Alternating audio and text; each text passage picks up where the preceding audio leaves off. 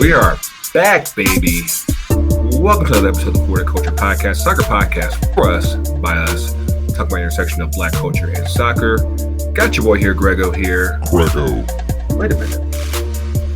Y'all don't look like TK and Coach. Y'all look kind of different, man. I think all black people look alike, man. Man, listen. Worse than MLS and worse than Man, you know what? It's we went on break for a few weeks, and everyone was like, you know what?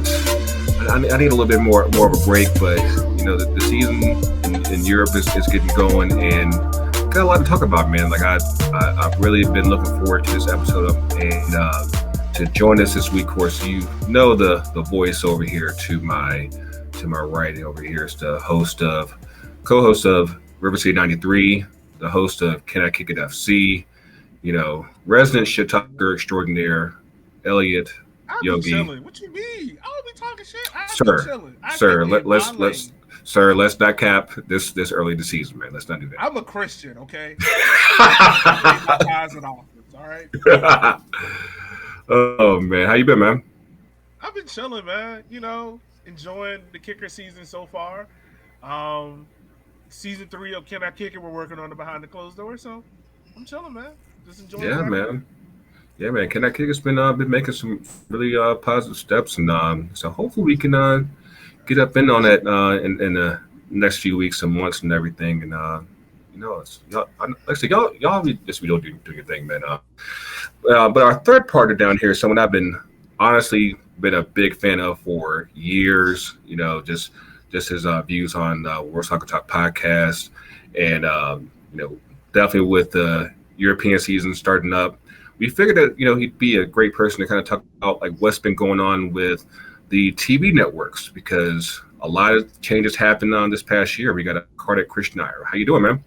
I'm doing great. Great to be with you. Great to have you back after a little bit of a break, and let's get this ball rolling.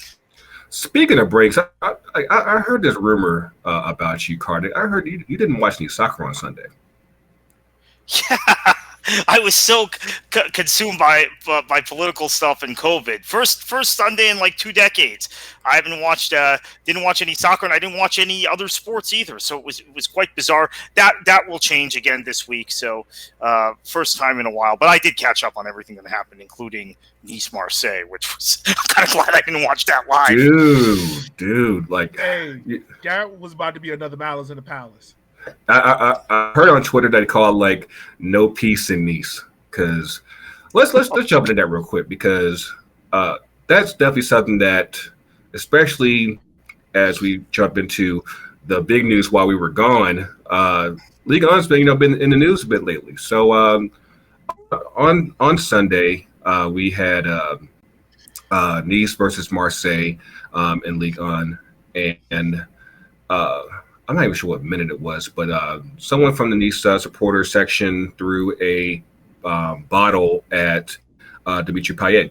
And, sometimes, you try to just brush off those kind of things. You try to just, say like, hey, I'm going to turn the other cheek and just keep this thing going.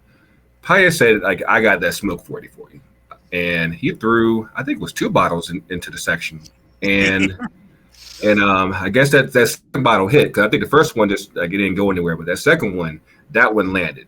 And basically what we ended up was with a full-on melee between the supporters and Nice. And of course you have the Nice players, they're trying to be a buffer, and that didn't work out too well.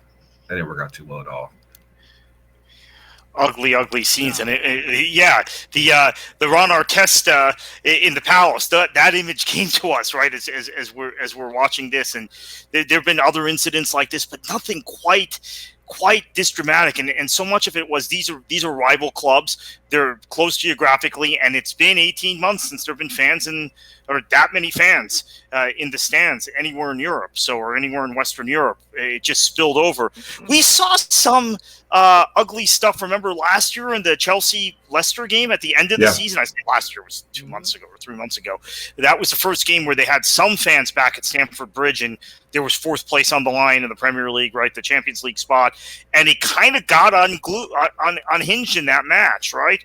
The fans, there was nothing like this, but it's been boiling over. So hopefully this is the end of it. But I have a bad feeling this is going to continue to happen this year, because there's been so much pent up frustrations, people out of the ground, and just anger and kind of this sort of stuff in the air.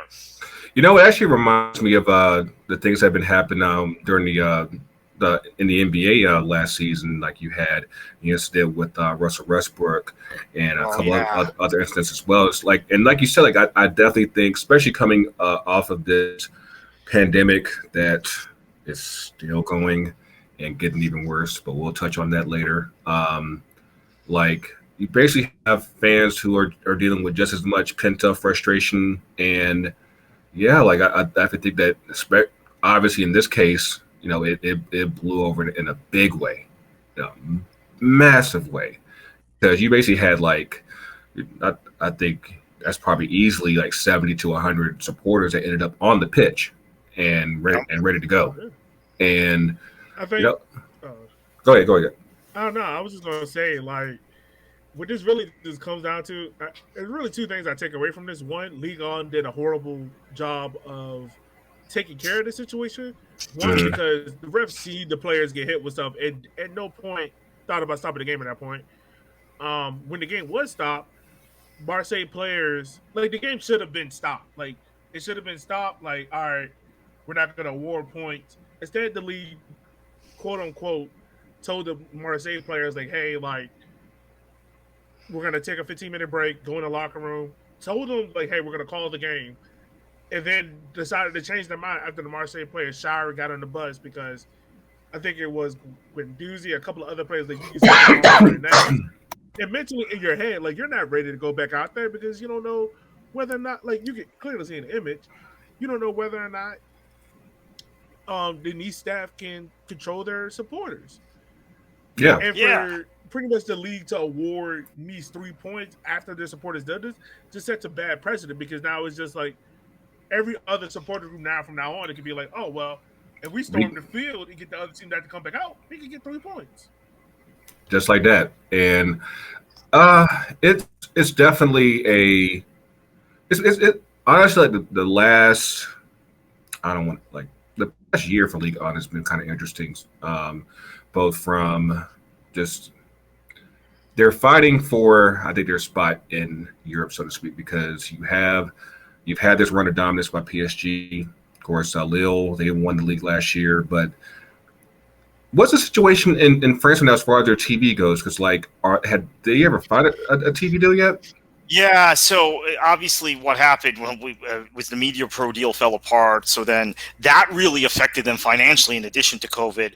They did a temporary deal to give Canal Plus and BN the domestic rights. And now they're in transition where it looks like they're going to do another deal potentially with Amazon Prime for domestic rights, which will give them some more money, but nothing like the Media Pro deal. So, and then they've also had this situation where, because that Media Pro deal went so bad, they had Bordeaux kind of just go belly up, really struggling. Toulouse has been struggling financially. They're in the second division, and it's just not been a good time, as you mentioned, for the league. But of course, I know we're going to get to this. They have one big shiny object that they can use to turn this thing around. But on the point that they're fighting for a place in Europe, it's still pretty remarkable that we call it a Big Five leagues, and the other 4 leagues all have 4 automatic spots in Champions League. Yet France has 2.5, basically. Monaco is in a playoff right now with Shakhtar for that for what would be a 3rd spot for France. Yeah, I think that like matter of fact, we had a conversation about League on a few days ago, and like for the life of me, like between PSG, Marseille, Lyon, Monaco, Montpellier, like if the money was ever there to invest in the league on, like there's already made like big 4, 5, or 6 like ready made. It's just a matter of there's just no money outside of PSG, and it's unfortunate because like if anyone's like managed to watch BN or has a Fanatics account to watch League on, like there's a lot of good stuff there to catch. It's just it's hard to reach because hardly any carriers carry BN, so it's few people catch it. And it's the best league in terms of bringing talent from Africa, bringing talent from both sub-Saharan African, particularly West Africa, the former French colonies, and North Africa, from the Middle East and North Africa, and developing that talent and getting them to play at a high level. So many of the guys that people fall in love with in the Premier League or Serie A or La Liga came through Liga. Even some of the stars in the Bundesliga came through Liga. So it's a great league to watch, but the investment hasn't been there, and I guess the relationship with BN has also prevented it from becoming mainstream in this country. Although I guess PSG now, between the Jordan brand and the players they have, may be breaking through that. And that's another strategic thing, I think, besides the TV deal or TV stuff, that PSG is the one European soccer club with the Jumpman, which sells jerseys in the U.S. It sells kits in Europe. I mean, there's no two ways about that. There's a certain appeal. Maybe that's a conversation for another day, how Michael Jordan created this brand appeal that other athletes on Jordan's level never have. That's my childhood, right? Air Jordans. Yeah, absolutely. I think that just with where between, of course, the allure of Paris, and I think that the branding of PSG prior to Jordan, the Hector strike going down the middle, like it's simple and classy, and of course now there is no strike this year, which I think has caused a lot of uproar with the local supporters, but it's definitely just the association has definitely picked up some steam. I think Jordan's outfitting I think the home and away kits this year, and it's definitely become a big thing, and of course with their new shiny toy in the showroom, it's only going to get bigger.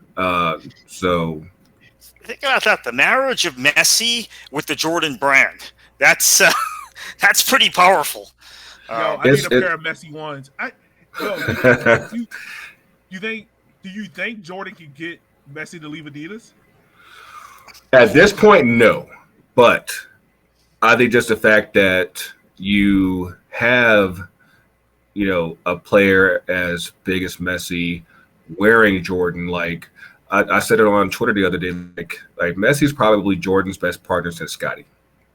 And yeah, that's spot on. Because if I'm Jordan, I'm telling Messi, look, we're gonna give you the LeBron treatment. You can have your own wing in Nike.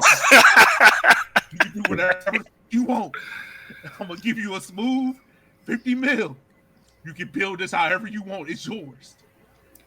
Man, I want to say in the last 2 weeks that they've raked in over, I know it's over 88 million in jersey sales, and every out supplier's been running low on Messi jerseys, and it's definitely a big deal, and I think especially for the people who like watching BN Sports here, you probably threw through the league a lifeline, because without Messi at PSG, even though they have Mbappe, even though they have Neymar, that might not have been enough to be I'm going to invest in, I'm going to renew my Fanatics account, and I'm going to catch some games this year. But let's get up in this real quick, because while we were gone, Leo joined PSG. Like, just the whole. Let's rewind real quick, because what happened between. Because I think it was like June, where they said like, okay, we're going to do like a 5-year deal with Barcelona, and once he got back from Copa America duty in his holiday, he was like, you know what, I think this isn't going to work now. What was your perspective on things, Kartik? Yeah, the salary cap that La Liga is put in place, they're enforcing. Is that new this year? That's new this year. Yeah. Okay. But we thought what would happen is that that Barcelona would just dump a bunch of guys, and cut payroll, and that Messi would take half the salary. That's what it sounded like, but they weren't able to make the numbers work, Barcelona. And my understanding is they still have some cap compliance issues. The thing about this is, as I think back to when salary caps, I guess when I was a kid, the NBA always had a salary cap. So that was that I'm not quite sure how that was implemented. But when the salary cap got implemented in the NFL, I remember there were a couple of years where there was a transition where you had to get your cap right. And then the same thing with MLS, because MLS started out with, they always had a cap, but they didn't really enforce it the first few years. So La Liga coming in hard like this really surprised me. But at the same time, I guess they're in a position where they have had the rest of the league fall into kind of financial ruin because they've been forced to compete with Barcelona and Real Madrid. So the league will be more competitive now, but they've lost their marketing. They've lost their best marketing tools between Ronaldo and Messi.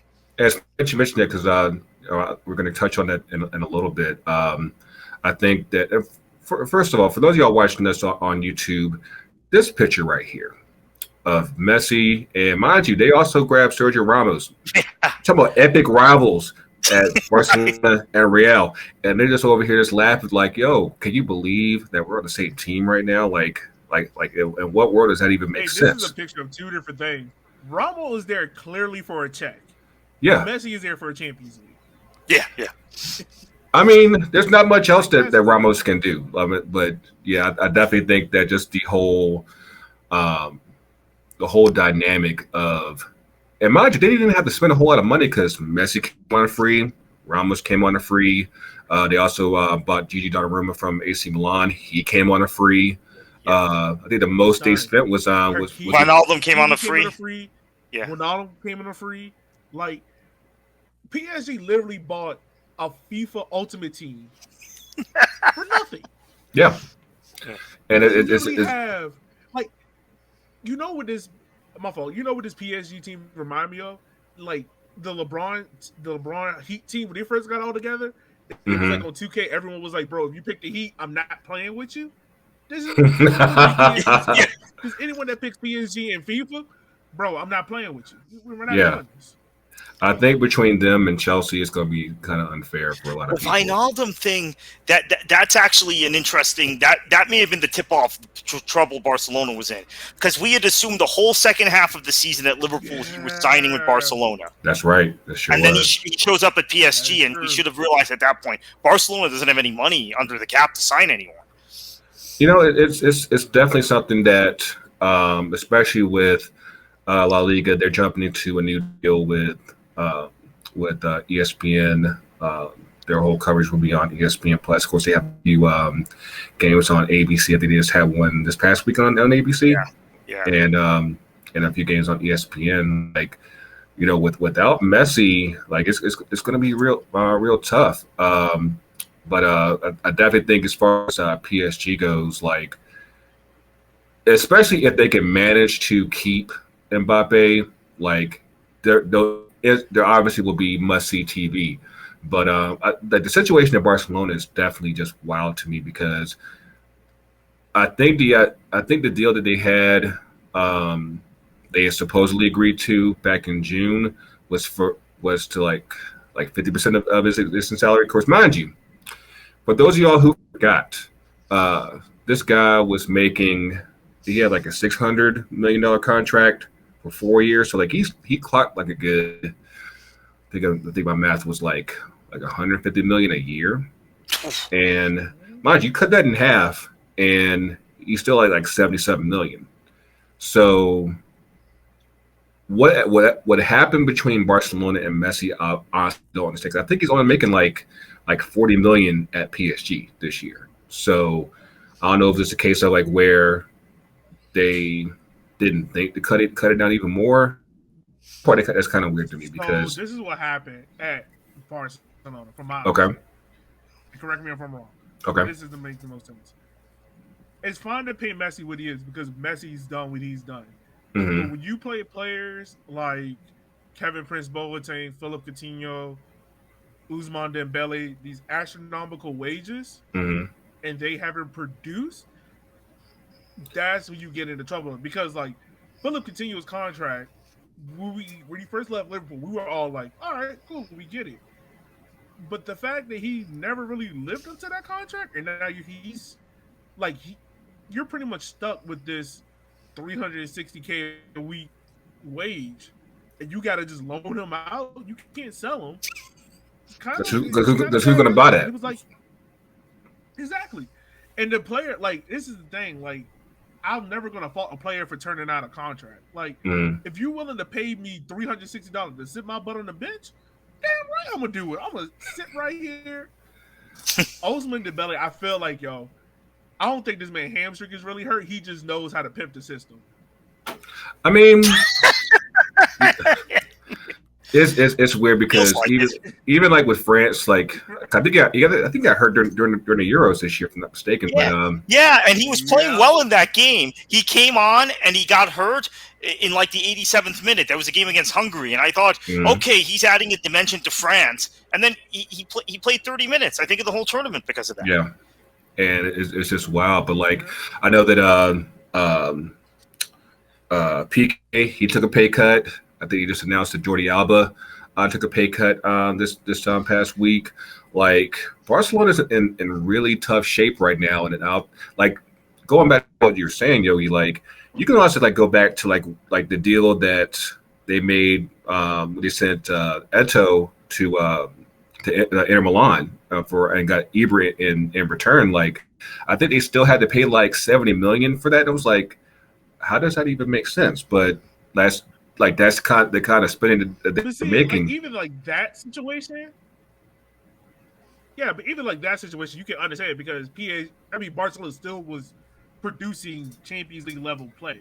Mm-hmm. I think the deal that really ruined Barcelona and made them like more Real Madrid than what they want to say they are. Yes. When Neymar went to went to PSG. Right. And they got that money. And instead of just sitting on it and just be like, all right, we still have more than enough to win La Liga. Let's sit on this money. Let's kind of pay out the coppers. They went out and spent that money on subpar talent. That and for the longest, like you had these players from their famed academy system, La Masia, and suddenly it was like those players weren't cranking out like they were, and that is just like because it was a stopgap. Yeah, it was a stopgap in Barcelona. It became, how can I put this? Nobody was turning over like they should. It's funny that you mentioned Real Madrid earlier because I definitely think that in effect they tried to become a super team and they weren't that good at it. No. Because the thing is, like, Real Madrid is built for that. They had a Galacticos era. Even then, like, Real Madrid is built to do that. So even if one superstar don't work, all right, fine, we'll let you go. We'll bring another one in. Barcelona has been built as like homegrown talent. Mm-hmm. And when Barcelona got away from that, you can kind of tell, like, the whole ethos of the club just start going away. Absolutely. Totally. I think that the DNA of Barcelona, a style of play, a type of player they have, a type of personality in the dressing room they have. Real Madrid's always been kind of this hodgepodge, this dream team of various guys that you bring in. I mean, if you think about American sports, they're kind of like they're kind of like the Yankees, right? So it's not it's not that Galactico thing is not something you can replicate at a club like Barcelona that also has a very strong Catalan identity with the players coming through La Masia, and they tried to. I think you're absolutely right. The Neymar money is what ruined it, because at that point they got 220 million euros and they started spending it wildly on guys that plainly didn't fit the kind of guys Real Madrid in the past would buy. So they've lost their DNA. The ethos is gone, and now they've got salary restrictions, and they've got, beyond the salary cap, they got financial problems, right? The reason they're having problems with the cap is because they have financial problems to begin with. So I don't know. It's a ever-going circle. You got financial problems because you're in debt. You're in debt because you got financial problems. You just keep going this every circle of debt. And for those of y'all who haven't been keeping up, I think the debt tab at Barcelona is like 1.3 billion, and that's and they can't sell a soul. It's going to be some lean months, and like actually I went off one of your recommendations. I watched Galacticos on ESPN Plus, Kartik, and it's good. It's funny, like when you watch that, especially everything that happened this year with the Super League plan, like you can honestly tell like that mentality was in place back then, and it's just a matter of like it got to a point, especially like if you look at the transfers that have gone on this past summer, like England's good. They spent like over $1 billion in transfer fees, but I think Spain spent like 150 million. I think Italy spent like 40 something. Like no, that's Germany, and Italy spent like 100. Like you could easily tell, at least with Spain and Italy, why they were pressing so hard for the Super League, because clearly they're broke and they need money in that way. It was even before that, because like you can go back to the recession. Like Italy's been wrecked for a while, and I definitely think that Spain, it finally just hit Spain. It's like, like we can't spend anymore. Like, when's the last time you heard Real spending big on players? Of course, mind you, today we'll get to that in a second. But just going back on what something that you mentioned earlier, Kartik, as far as like who La Liga kind of leans on it, because now we're in the post Messi, post Ronaldo La Liga now. So like, especially like with La Liga coming to ESPN, like who do they, lean their head on and say like, hey, you should come check out this person? Like who do you think they're going to lean on for this year? Who is the superstar? I mean, Dave. Oh no, my fault. Oh no! Go ahead. Who did he say? I was gonna say I think if La Liga wants to play this smart, I don't think you package it as this one superstar. I think you package it as the whole league and just be like, hey, here's Barca, here's Real Madrid, here's Atletico, here's Valencia. Like you kind of push the power teams and just be like, hey, these teams are really, really good, guys. You should watch this. You should watch us. Yeah, and that's great. And I also think that they need to talk about the atmosphere at Valencia, how fun that is, and talk a little bit about the culture around Spanish football. But they do need to promote some stars, because that's been La Liga's thing. And now you're on ESPN. You're on the network that has the greatest bandwidth to promote your personalities. Who those guys are, I think, obviously Hazard did start for Madrid the other day. Bale got a goal. Luis Suarez is still at Atletico. That's still a good one. None of the guys on Barcelona are really promotable at this point. I think Griezmann is kind of a washout. We talked about Dembele. I would say Pedri's maybe the only one. Yeah, he'd be the guy, right? Those two. And he's young, so he's a guy they can build around. The other one would be Pau Torres at Villarreal, but that's at a lesser team. Yeah, I'd shown on here on the YouTube. I definitely think Pedri is someone that he might not be the name that you know now, but it's basically like he's the guy that you need to know for the future. Like I saw the other day, like Barcelona finally gave him like a 2-week break because, like, for those of y'all that don't know, Pedri went through the Euros. He went through the Olympics. That boy was working, man. Went through a whole season with Barcelona, and they said, "Okay, you need a break. Like, you definitely." He played 73 games last season, if you include the Euros and the Olympics. 73. And the human body can't take that. Right, and I definitely think that if you look at that, and that's something that I think that they probably could market, like, hey, like, this is a guy he's the future of Barcelona. Like even if they broke, he probably is going to be there for the next 15 years because, he's Barcelona through and through. He's Catalan, and of course you have this guy right here, Memphis Depay. I think for the current, he might be a guy that you can lean on because he's definitely in his prime. He's been I think he's had a decent start so far with Barcelona. I think he scored this past weekend. Oh, he's been the best player. Yeah, like I've watched the last 2 Barca games, and Barca's biggest player is they don't have like a central striker, not even like a traditional number 9, like someone that can just stand there and they can play the ball off like how they did with Luis Suarez and Adson and things like that. And Memphis plays more wide, traditionally more on the left. He's been their key creator. He's been their key scorer. Like, without him, Barca would not be able to generate any kind of offense because Griezmann looks lost out there. Like, he looks lost. And Braithwaite, you're not going to get a whole bunch out of him, but you're going to get something. But he's not a creator. No. I definitely think that he reminds me of. Remember when Brazil had Fred up top? Whoever his agent is should be paid. Yeah. Like that so remember what happened with him was that from Middlesbrough to Barcelona. Yeah.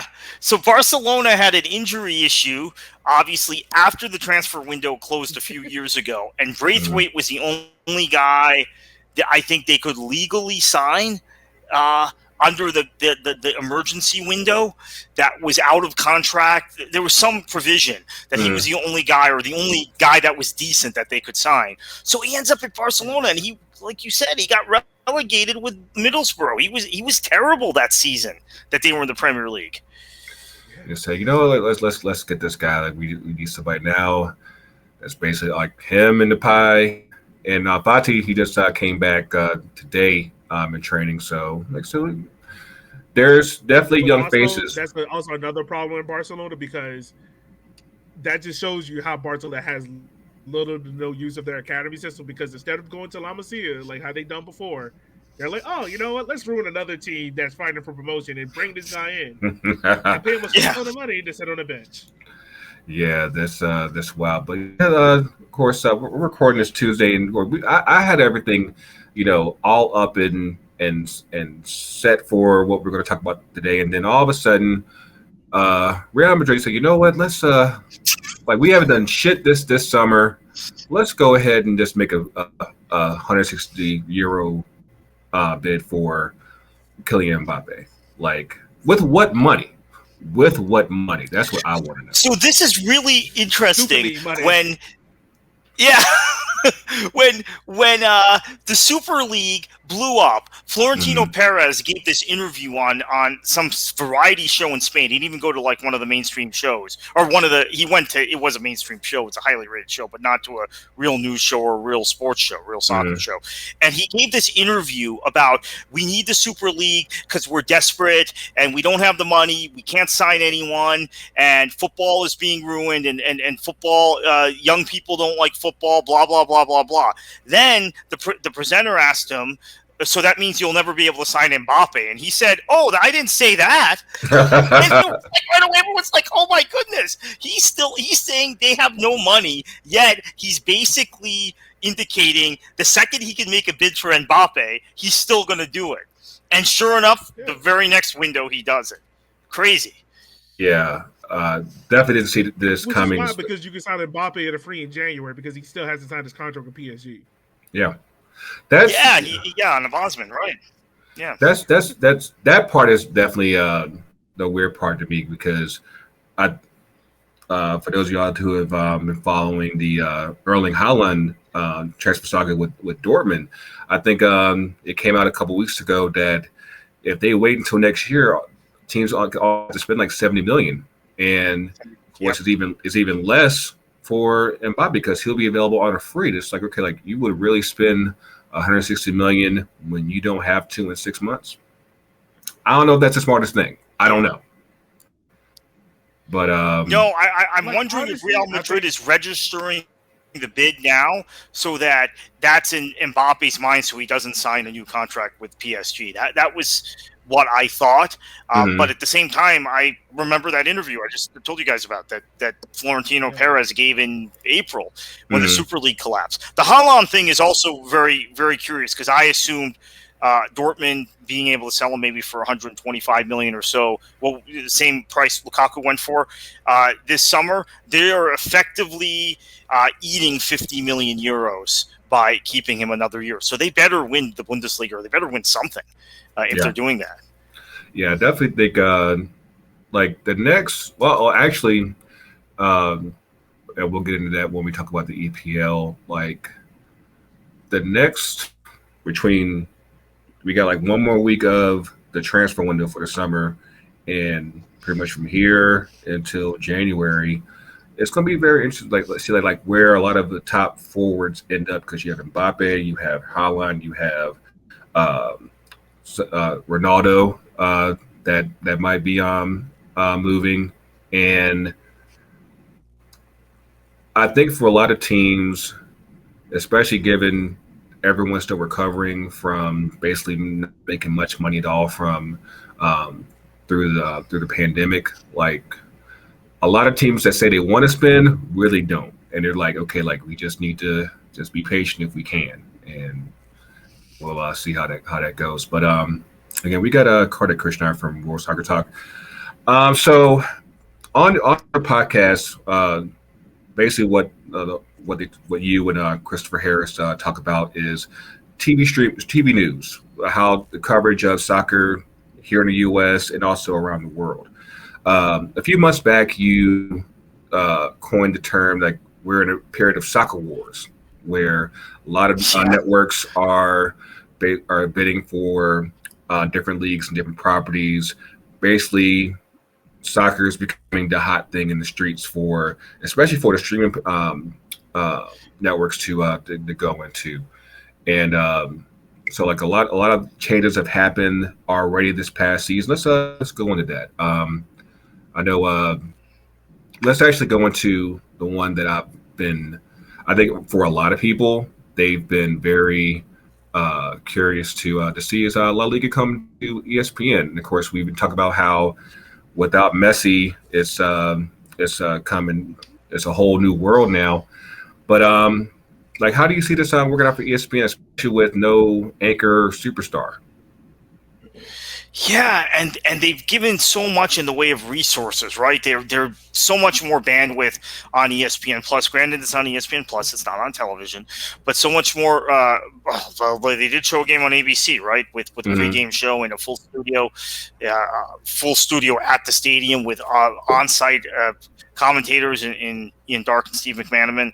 They have given so much in resources to this that they have not put on the Bundesliga or Serie A in the past, because the view has always been that La Liga had these great superstars that you would build around, whereas the Premier League you could build around the clubs and you could build around the culture. Now that's completely changed. It's really a dilemma because they're tied into this 8 years. This is like one of the college football deals that ESPN has signed, unlike typical soccer deals, right, which are 3 years. This is an 8-year deal. This is like the deal they have with the ACC. This is like the deal that they're about to start with the SEC in the season, SEC football, and which will be off CBS completely, and it'll be all exclusively ESPN and ABC and SEC Network, which is ESPN.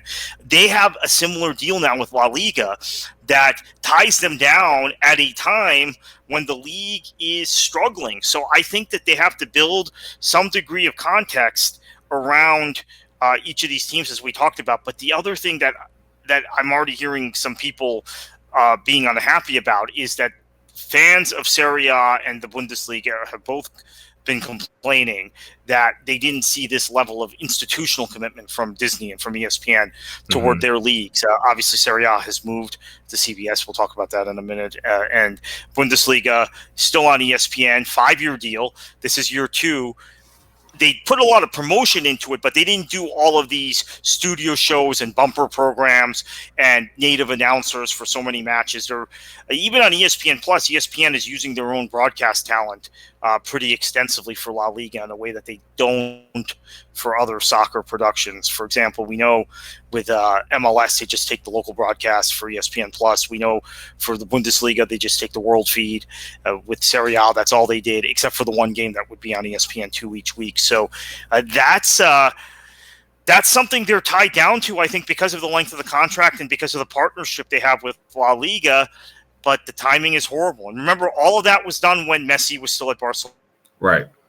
And all of these deals were done in April and May. And this caught them off guard. Is it down to the individual leagues about how they promote this? Because, like, Jake, that does 50 Plus Derna, told us before, like, Bundesliga will only do but so much in terms of promotion. Like, they were kind of not doing the bare minimum, but they wouldn't put the money in the way how Spain is probably, or I mean La Liga is probably putting it into like producing. So is it more? Is it? I guess I'm asking, is it more on the leagues of how much they put into it versus ESPN saying like, "Hey, this is what we're going to do just for La Liga," you know? So it's a little bit of both. Go ahead. No, I was just gonna say, like, when Serie A came in, I remember, like, what's his name? Matteo Benetti came. They bought him from BN over to cover it. He was someone that was big, but yeah, my fault. Yeah, so they brought Matteo in, which was really good. A good move, and they paired him with Mark Donaldson, but they did the one game a week, and they just took the world feed.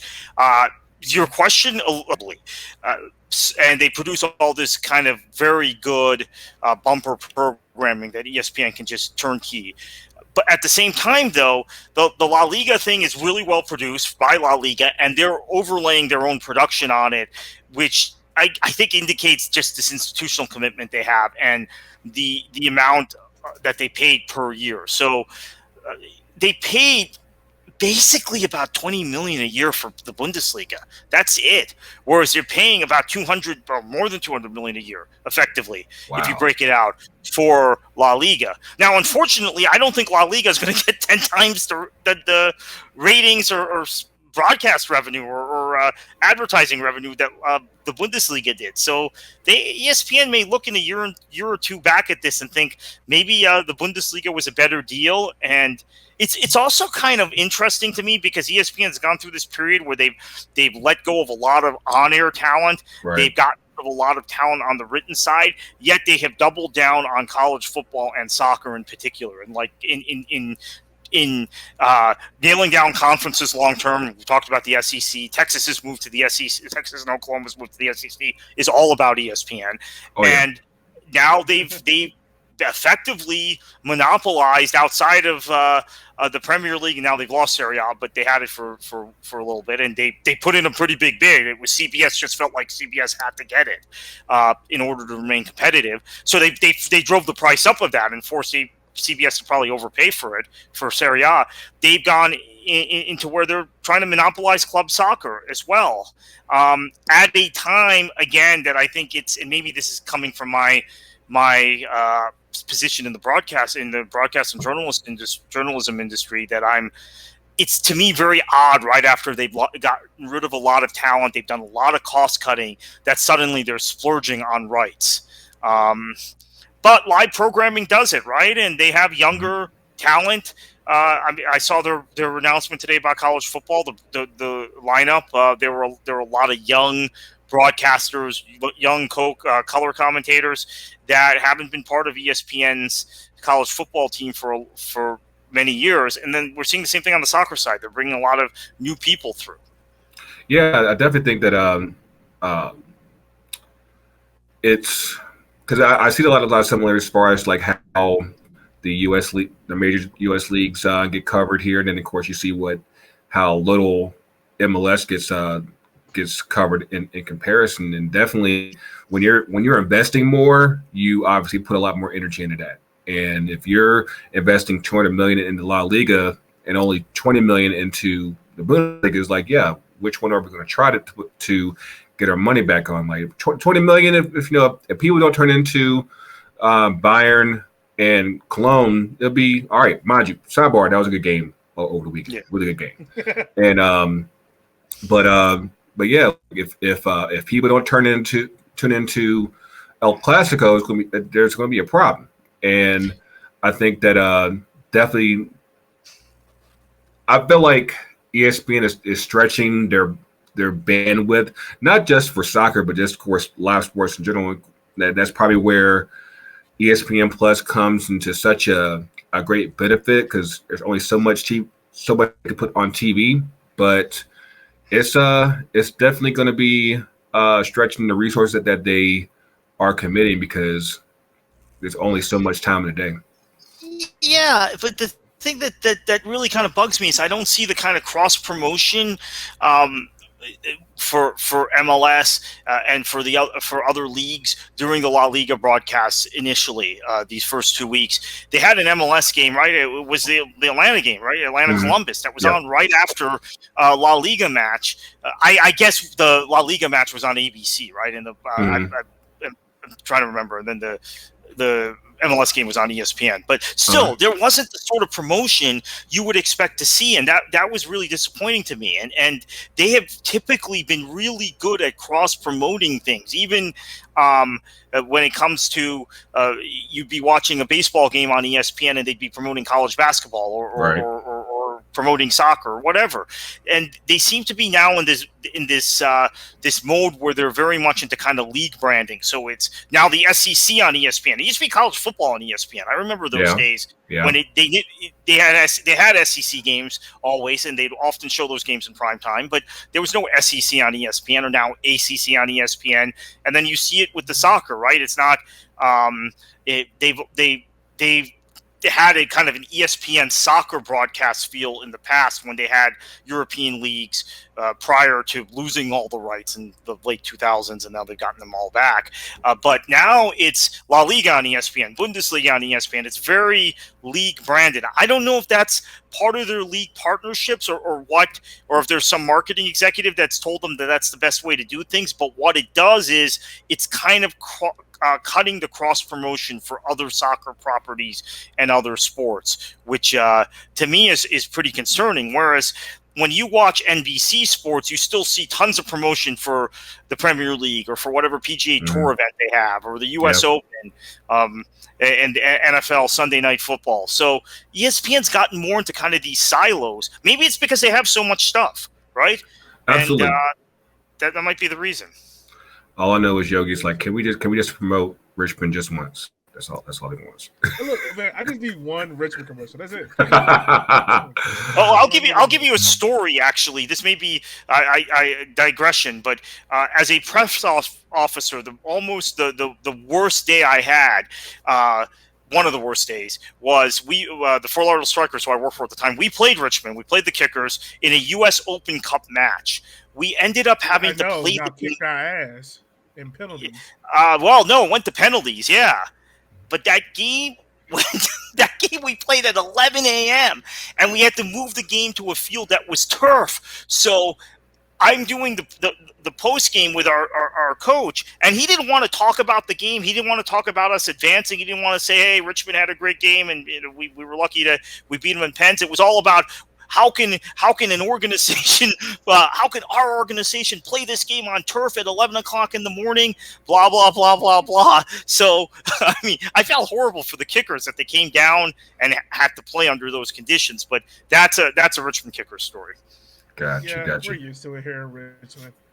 But another, it's not necessarily a move, but something that I think a lot of fans have been eagerly awaiting is we're finally going to get the full Champions League treatment with CBS. For the last season and a half, we've primarily gotten the Champions League almost exclusively through Paramount Plus. and this is actually the first season of the full CBS contract. So we should be getting both games on Paramount Plus and also on the Sports Network at least. What's going on there? Yep. Yeah, and some games. The final obviously was on CBS Network television. They're actually showing a fair number of NWSL matches, if you've noticed, between CBS Network between over the air and CBS Sports Network. But yeah, so this is the first year of their actual contract with UEFA. They had sublicensed or assumed Turner's contract that Turner abandoned, and they're building a new studio in New York, or they're in the process of kind of tooling up that studio, which is also why this Serie A, this past weekend, the first weekend of Serie A, you saw everybody via Zoom and no one was in the same place. And it wasn't terribly impressive. My what I've been told is that when Champions League returns, not these play-in games, but the group stage returns right after the international break, we're going to see a new studio. They're still going to have that studio in London, but they're going to have another studio in New York. You're going to get some new personalities into the mix, including Ian Joy and Poppy Miller, who have been on the CBS Sports HQ side. They'll still do that, but you'll see more of them on CBS. You're also going to see Matteo Benetti and Dre Cordero more on you're going to see them for Serie A, obviously, on CBS Sports Network, but you're also going to see them on the Champions League coverage. So that'll be good, and they'll be studio for Champions League. They won't be calling matches, but they're studio for Champions League. They're calling games, or they're the broadcast team for Serie A.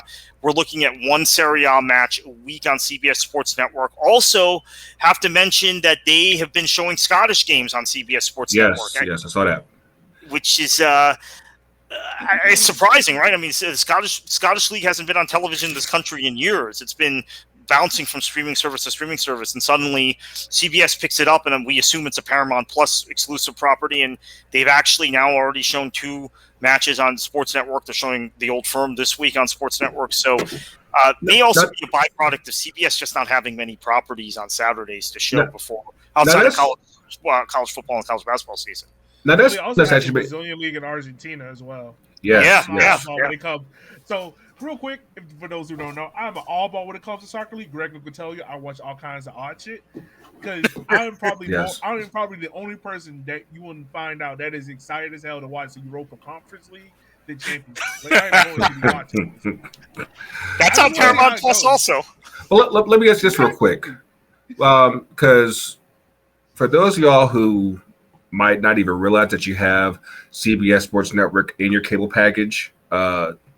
It's more than likely it's there, but I feel like for a lot of their sports properties, they haven't been using CBS Sports Network. They've been pushing everything towards Paramount Plus. Is there a considered reason behind that, or what's been the deal there? Yeah, that's a really good question, because CBS Sports Network, I remember when it was just college sports, right? It was CBS College Sports, and then they expanded it to and actually my last year at the NASL, our games, I actually did a broadcast for CBS, 2 broadcasts. Yeah, I remember that. Yeah, way back when. That was when they had just dropped the college moniker and they started picking up other sports, or non-college sports.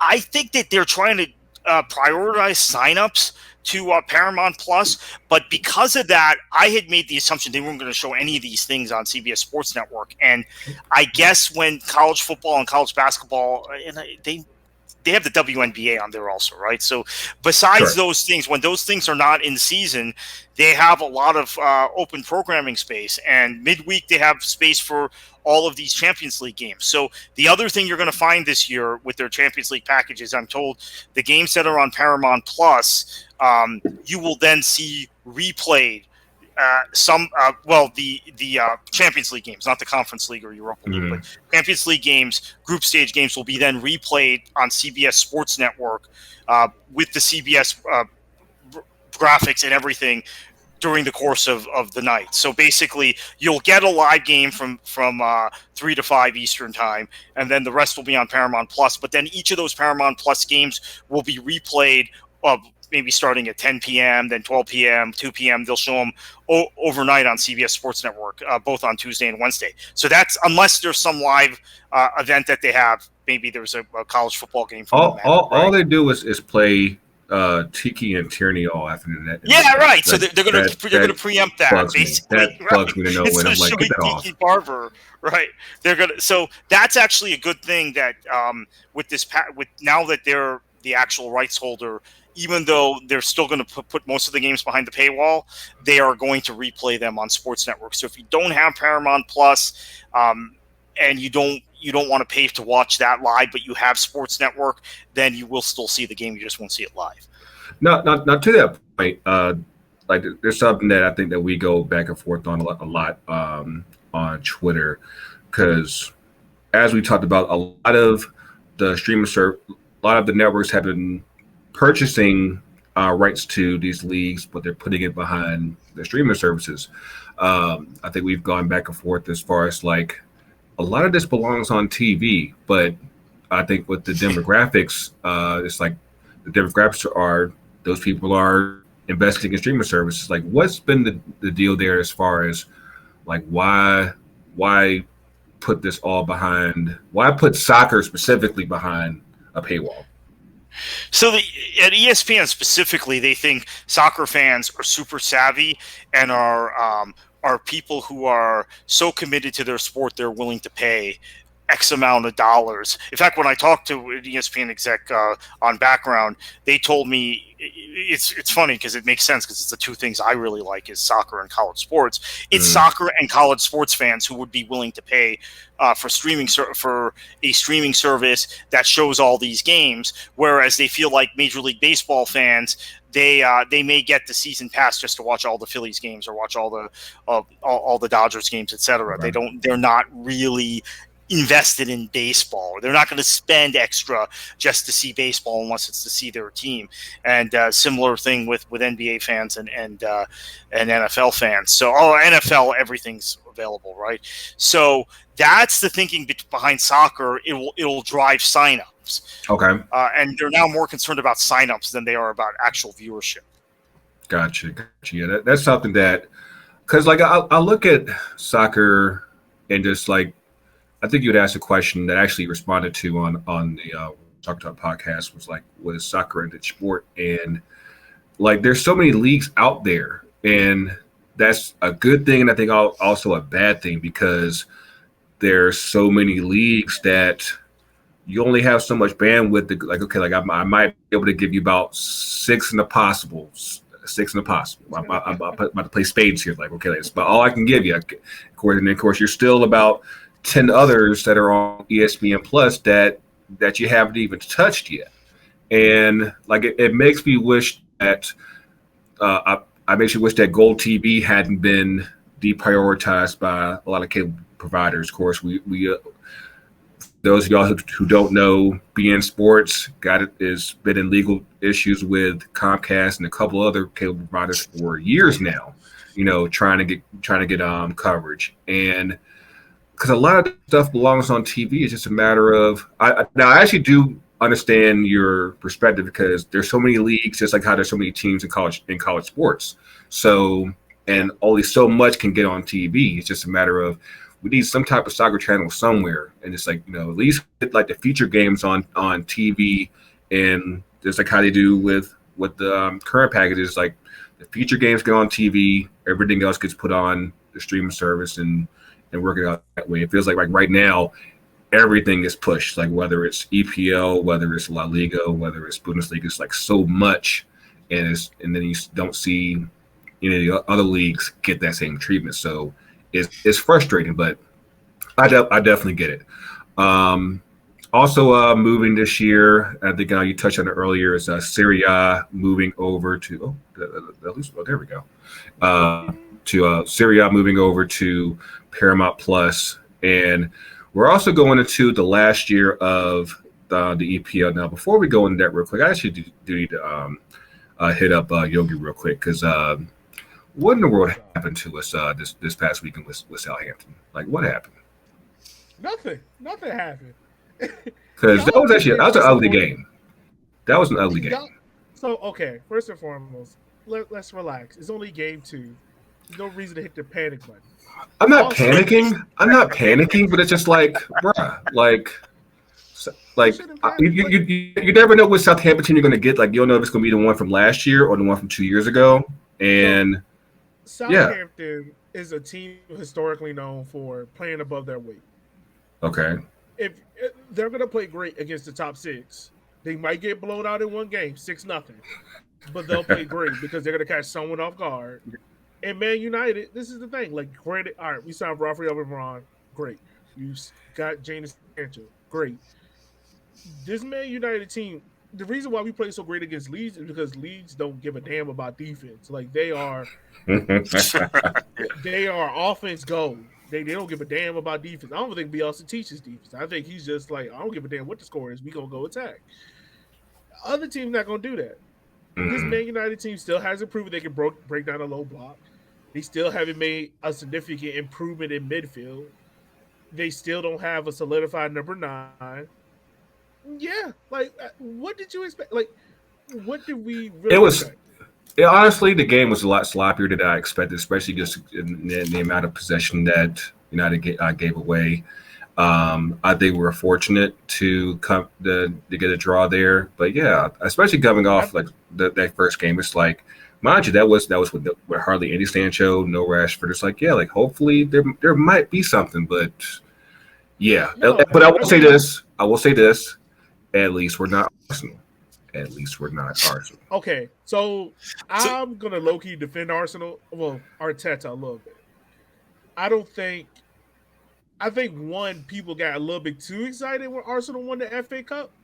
Okay. They got a little bit too excited.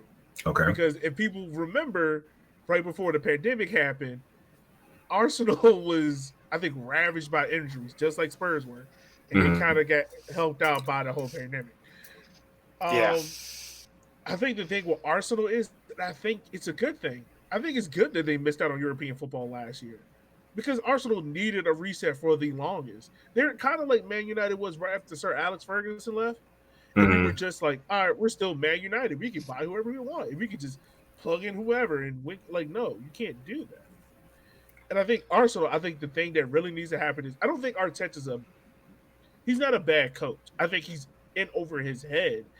Because if you look at him on the sidelines, he's like Pep in a lot of ways, but he overanalyzes too much. Like he gets in his own head, and then he starts barking out orders to people, like micromanaging.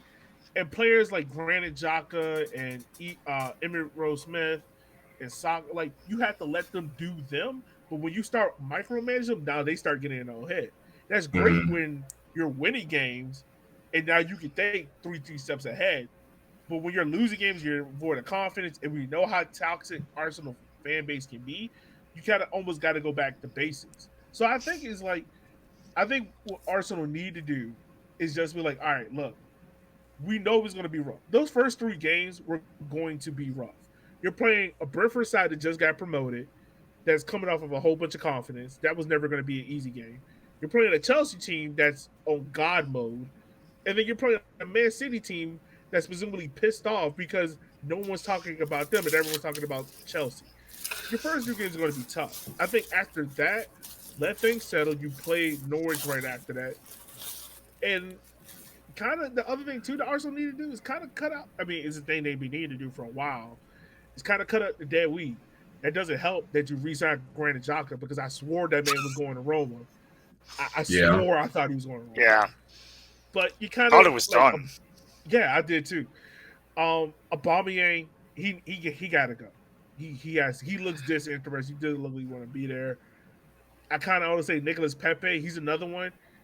Like, sell players at the top end of the roster that you're like, look, we're gonna let you go. We're gonna get 20, 40, 50 mil, whatever, and just slowly just rebuild that program. But I think Pepe seems to be a guy that he goes through these flashes, right? The 2 years he's been at Arsenal, he's had these stretches where he's been unstoppable off the dribble. He's not a good finisher, but really creative. And then he looks disinterested. He looks like he doesn't care. So maybe he'll come good this season at some point.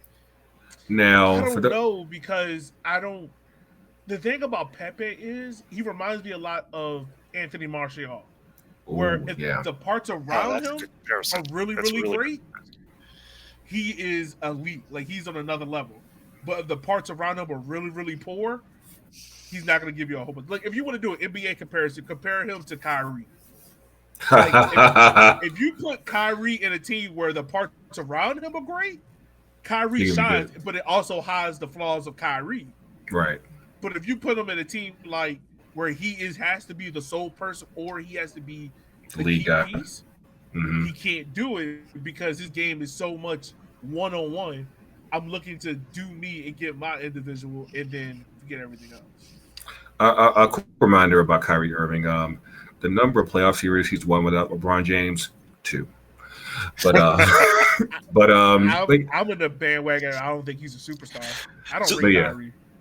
But so let me ask you guys: would you, just as part of this discussion, what do you think about Weston McKennie going to either Arsenal or Man United potentially?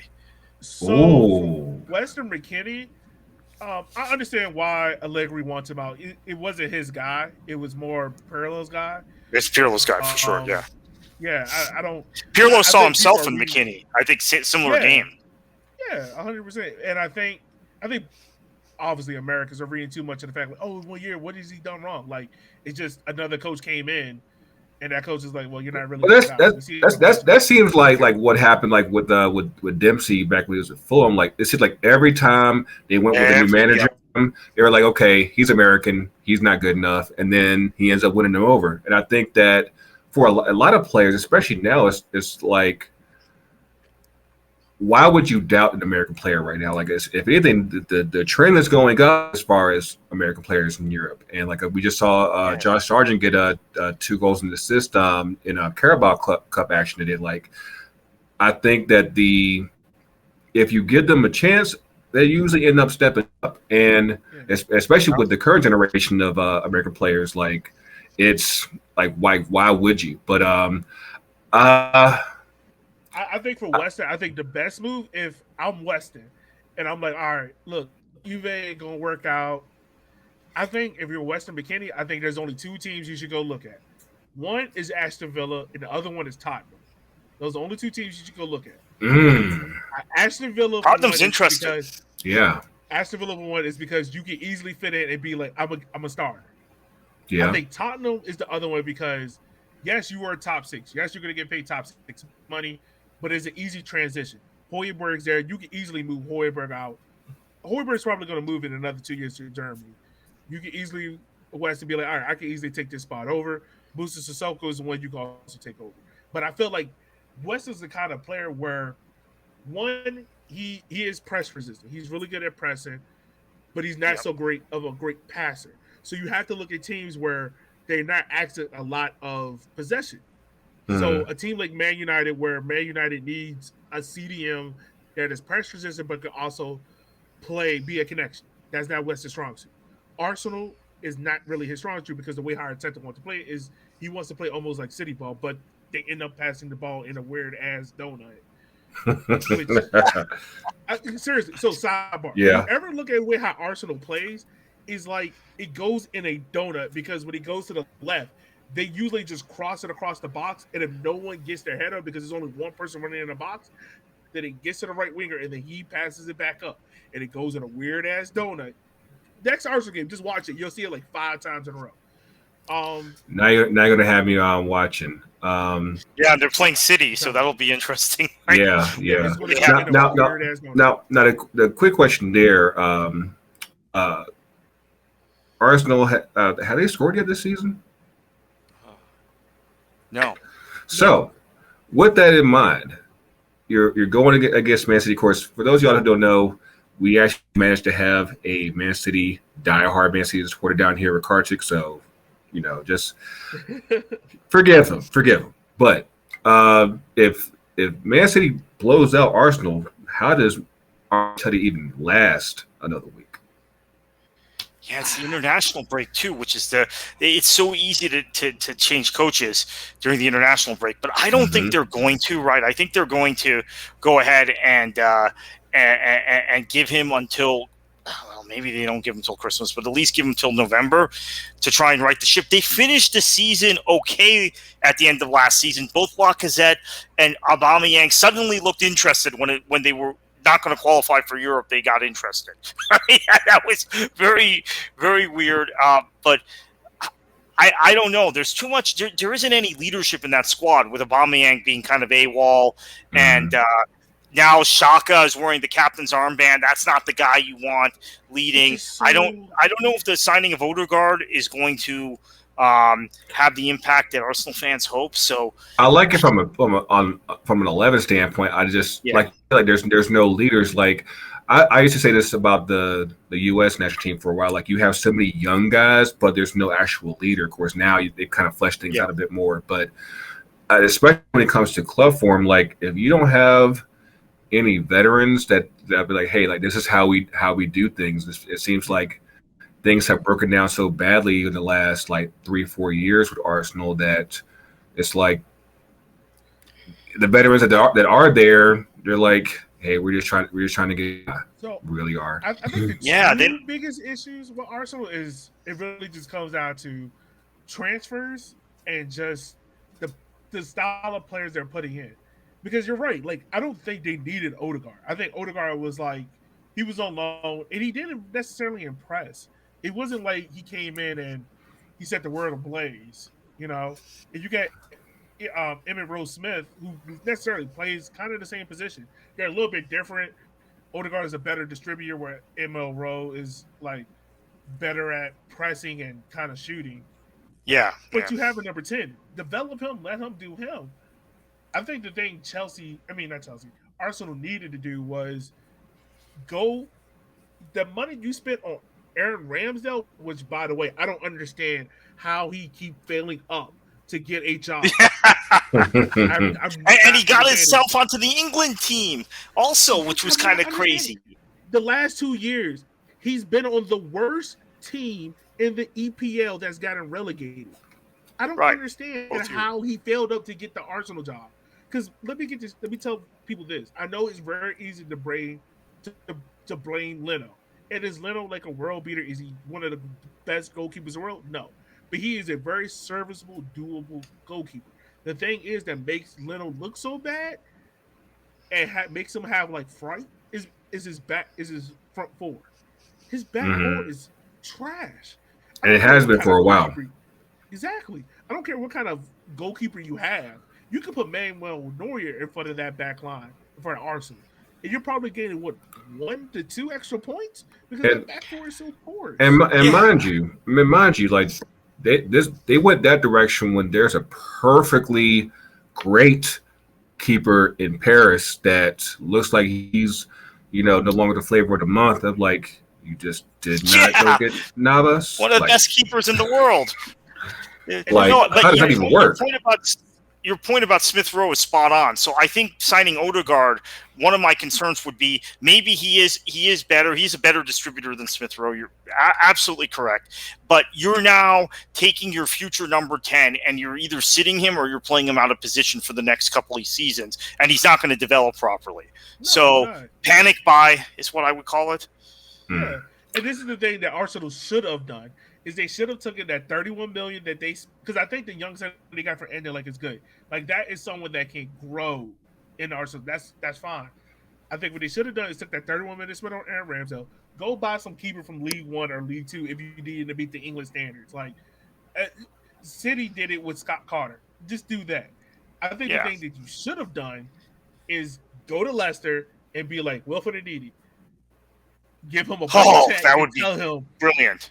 However much you want, come on. Because that is the kind of, like, I've been so highly rated on him because low-key, like, he's N'Golo Kante 2.0. Yeah. Just taller and a little bit skinnier. But he has so many qualities of N'Golo Kante. Like, he's actually, as you said, he's taller. He's really good in the air on set pieces, which Kante isn't. So he even gives you that dimension, indeed. And what's been Arsenal's weakest piece? Set pieces. Because everyone they have kind of crumbles. And part of it is our confidence. But once again, like, I understand getting Ben White. I get it because you needed a center back. Yes. Badly. I think the other things that Arsenal could have done, I think it was Gabriel, who they sent back on loan again, which once again I don't understand. Like, you bought him to play him, But in the last 3 years, he's been in France, where you could have just played him. I'm not getting this. But yeah. Now with a resident Man City fan, I think we would be remiss if we didn't touch on the Citizens real quick, because some news came out today that definitely a bit interesting. Of course, there's been the saga of will he, won't he with Harry Kane, but then just today came the news of a certain Cristiano Ronaldo saying, "Oh, at least the rumor is I'm trying to engineer a move to Man City." And the idea is if they can't get Harry Kane, the idea is, hey, we'll just go get Ronaldo. Like how are you feeling about this, Carter? Yeah, so the Ronaldo thing, apparently he would come on a free, although Juventus wants a transfer fee. So this is the complication. Right. City doesn't want to pay a transfer fee for a guy who's clearly coming for a year or two and is 36 years old. I don't know how Ronaldo fit. Ronaldo is such a smart player. He's evolved his game. Remember his game when he first came up at Sporting, and then the first few years at United was all about pace. And then Fergie turned him into a player that became a little smarter. And then he gets to Real Madrid. He begins to lose his pace. He changes his game. Now he can play as kind of a stand-up number 9 who can hold the ball, who can play with his back to goal, stuff he couldn't do earlier in his career. But I think the attraction of Kane for Pep is how mobile Kane is and how he can drift into these different positions as a number 10. The understanding Kane and Sterling have had from the England team for several years now.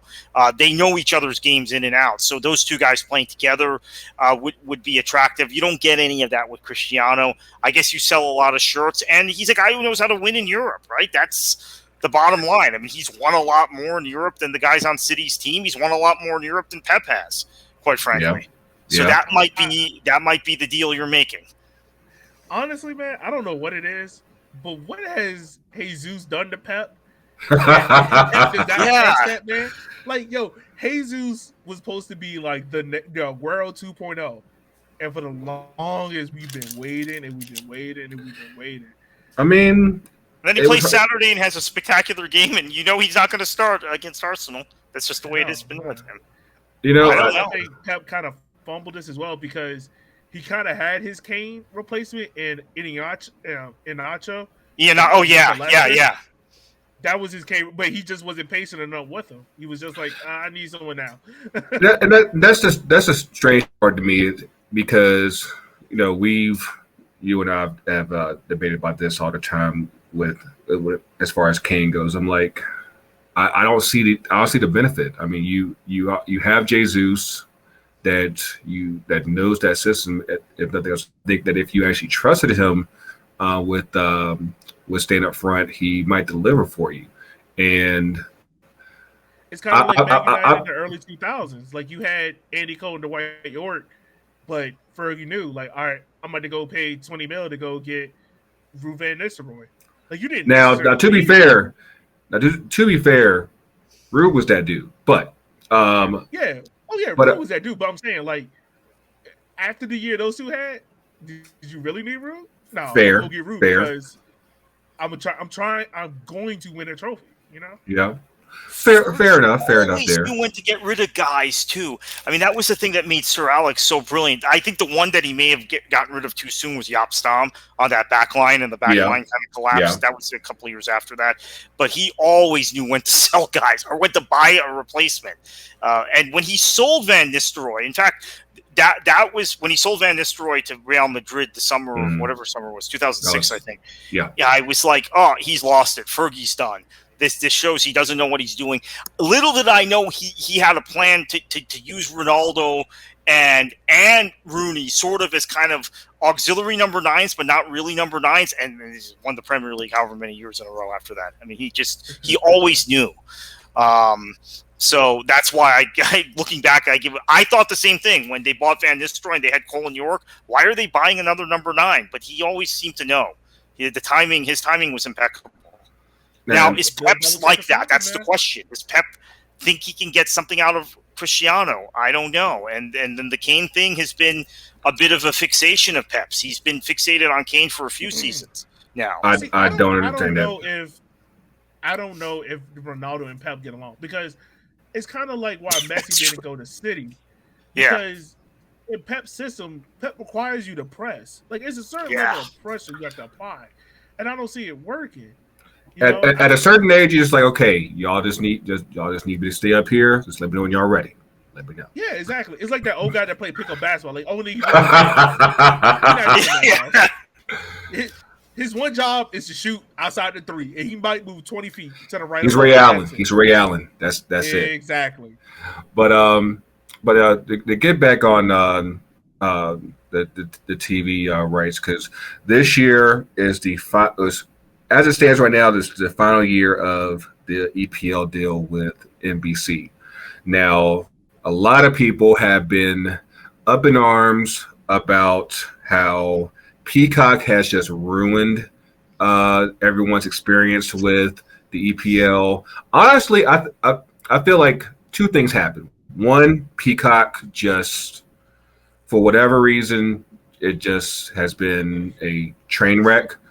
But I also feel like when CBS got into the soccer game, and especially with their Champions League presentation and just how amazing that's been, suddenly you look at NBC, it's like what looked good for 5, 6, 7 years, suddenly it's like it's kind of stale, it's kind of dry. I feel like even now, like especially like going into this last year, like I feel like the energy that should be there just isn't there anymore. Oh yeah, totally. I mean, I think what CBS did was they kind of exposed NBC for having this stale product that was spectacular in 2013, 2014, 2015, but didn't cut it in 2020. Mm-hmm. And you've even sensed it, right? These last 2 weeks in the studio, right? These first 2 weeks of the season, that they're going through the motions, and they're not sure they're going to keep the rights. They haven't committed to new talent. I do have to say, I thought Tim Howard did much better this week than he had done previously on NBC. But it was pretty shocking, quite frankly. Just the lack of any new features, any new innovation, and they're just not giving the level of analysis or the kind of banter we're getting on CBS. In addition, I think I was talking to actually someone at ESPN about this privately, that there is a history of NBC in sports kind of dipping out and dipping back in. So there was a point when Dick Ebersol said, you know what, well, first off, he didn't want to put the score bug in the corner during Notre Dame games because he said that encouraged channel surfing, because ABC and CBS CBS had the SEC, and obviously ABC was showing the Big Ten or other games at the same time at 3:30. So that was the first thing. And then after that, they decided, well, it was too expensive to pay for live sports. We're gonna let the rights to everything go. So they lost the NBA, they lost the NFL for a while. Remember, they lost all the bowl games they had. They lost college basketball. When I was a kid, NBC showed as much college basketball as CBS did. They didn't have the tournament, but they showed as many regular season games. They don't show any college basketball anymore. And then came this point where they were totally out, and they haven't shown baseball for years either, that they then had to start getting back into sports desperately. So they picked up the NHL, and then they picked up more golf, and then they finally picked up MLS for a little bit in the Premier League. Now it feels like they're back in one of those modes where they're letting go of things. They let go of NASCAR. They let go of the NHL. They're not doing anything in college sports, right, outside of Notre Dame. And they it's weird because what else do they have? They still have NFL and that's it, right? And golf. I feel like it's just basically just the NFL and even like for a lot of people, like we just had the Olympics and a couple of weeks ago. Like even the coverage there, usually like granted there's like a 13-hour time difference, but like even for what they did show on tape delay, it was like they weren't putting a lot of energy. Like I feel like whatever's going on with NBC Sports right now, it's definitely over the entire division. It's not just what's happening with the EPL. It's happening with other properties. Yeah. So this guy told me at ESPN, look, we're looking at the Premier League, not from an ESPN perspective, but he's looking at it from an NBC perspective, from the outside, saying, let's see if they keep this property, because if they don't keep this or try to keep the property, maybe CBS will outbid them. Who knows? But if they don't make a real effort to keep this property, we know Peacock isn't really working for them, because they need the live sports programming, and dumping the NHL doesn't make that any more attractive to potential people to sign up. And we know they're kind of scaling down on sports. So even though it's just the Premier League, it's not the NFL or NBA. Someone at ESPN has told me they're watching NBC closely on this, just because they think this will tell us whether they're still committed to sports and whether they're committed to growing Peacock in terms of live programming, or is Peacock just going to be a reservoir for Universal's movies and old NBC sitcoms. So this person told me at ESPN he thinks like NBC has to keep the Premier League. They have to have that volume of live sports, because there's 10 games every weekend that they can show, which there's no other sports property that gets the ratings the Premier League does that they can pick up at this point. That's it. And golf. So I have to ask, maybe it's just me, but is Peacock really that bad? Because I haven't had any issues with it like people. No, I'll put it like this, because like it's honestly, for me, it's hit or miss. But like, I feel like at least the navigation of especially with EPL games, because like, let's say you have your 7:30 to 12:30 block of EPL. Why wouldn't you have just one continuous stream of all of your games up until then? Because what happens is, okay, you have a 7:30 game, ends at 9:30. What happens is 9:30, when that game ends, bop, cuts off. You basically have to go into the feed for the next game at 10:30 and at 10 o'clock, and start up a new feed there. When that game ends and you want to go into to Goal Zone, that feed ends. Got to go to the Goal Zone feed. Like, it could be so much smoother, and for whatever reason, they just haven't gotten that yet. And because go ahead. Oh, yeah. I was going to say that is great for us. So people aren't happy about having to pay for it, but there is no the thing will cut off, and then you'll have to go to the feed of the game that's starting to get Goal Zone, or to get the pregame, but it won't cut off at like a normal time. It'll cut off in the middle, so you'll watch like the first 10 minutes of the postgame show on the previous stream, and then it'll just change to the other stream. Yeah, okay. It's the dumbest thing. No rhyme or reason to it. Crazy. It just seems like the same thing with ESPN, because once again, I watch a lot of lower league soccer, so it's not like a continuous stream. Like, the game ends and kind of just cut it, and then it's kind of like that ESPN saying like, "Thank you for watching. Your program has ended." Now to that point, and this kind of goes back to what I always say about having soccer back on TV, is that because like, of course, about how WWE Network used to be like used to have like basically like a 24-hour stream. Yeah, don't bring up WWE, man. I'm self. Yeah, we'll get to that. But but like how the old network was before they went to Peacock, you basically had a continuous 24-hour live stream, whereas now it's basically like, okay, like whatever's on right there, you have that program and that's it. I feel like both Peacock, ESPN, Paramount, they're missing out on that. You could basically have like, if you have like a good 2-3 straight hours, like 5 hours of games, you could say, hey, let's just keep this going all until those games end, and they're missing the boat on that. Just keep that stream going.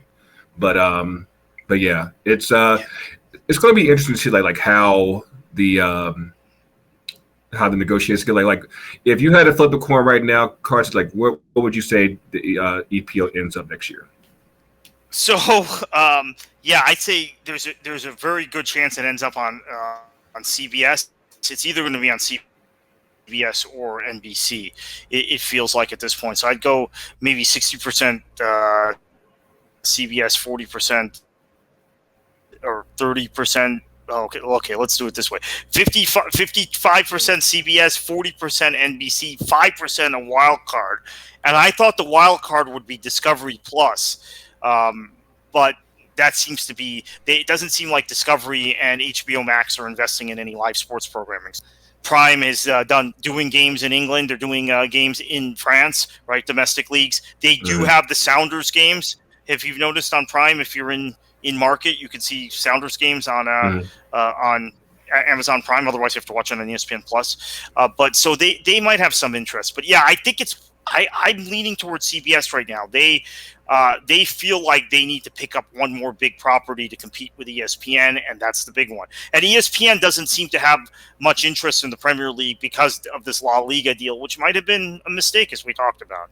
Yeah, I think that just given I think you made the point before on World Soccer Talk, like just given the amount of attention that the EPL likes to get just on their platform, it's hard for me to see like where they would fit with ESPN, because like they love that 12:30 spot. Of course, come next week, college football starts, so that time slot goes away, and that won't be available again until mid-December at the earliest. So and then it would be an ABC slot. You got the NFL playoffs. Yeah, and you got college basketball. So you really talking.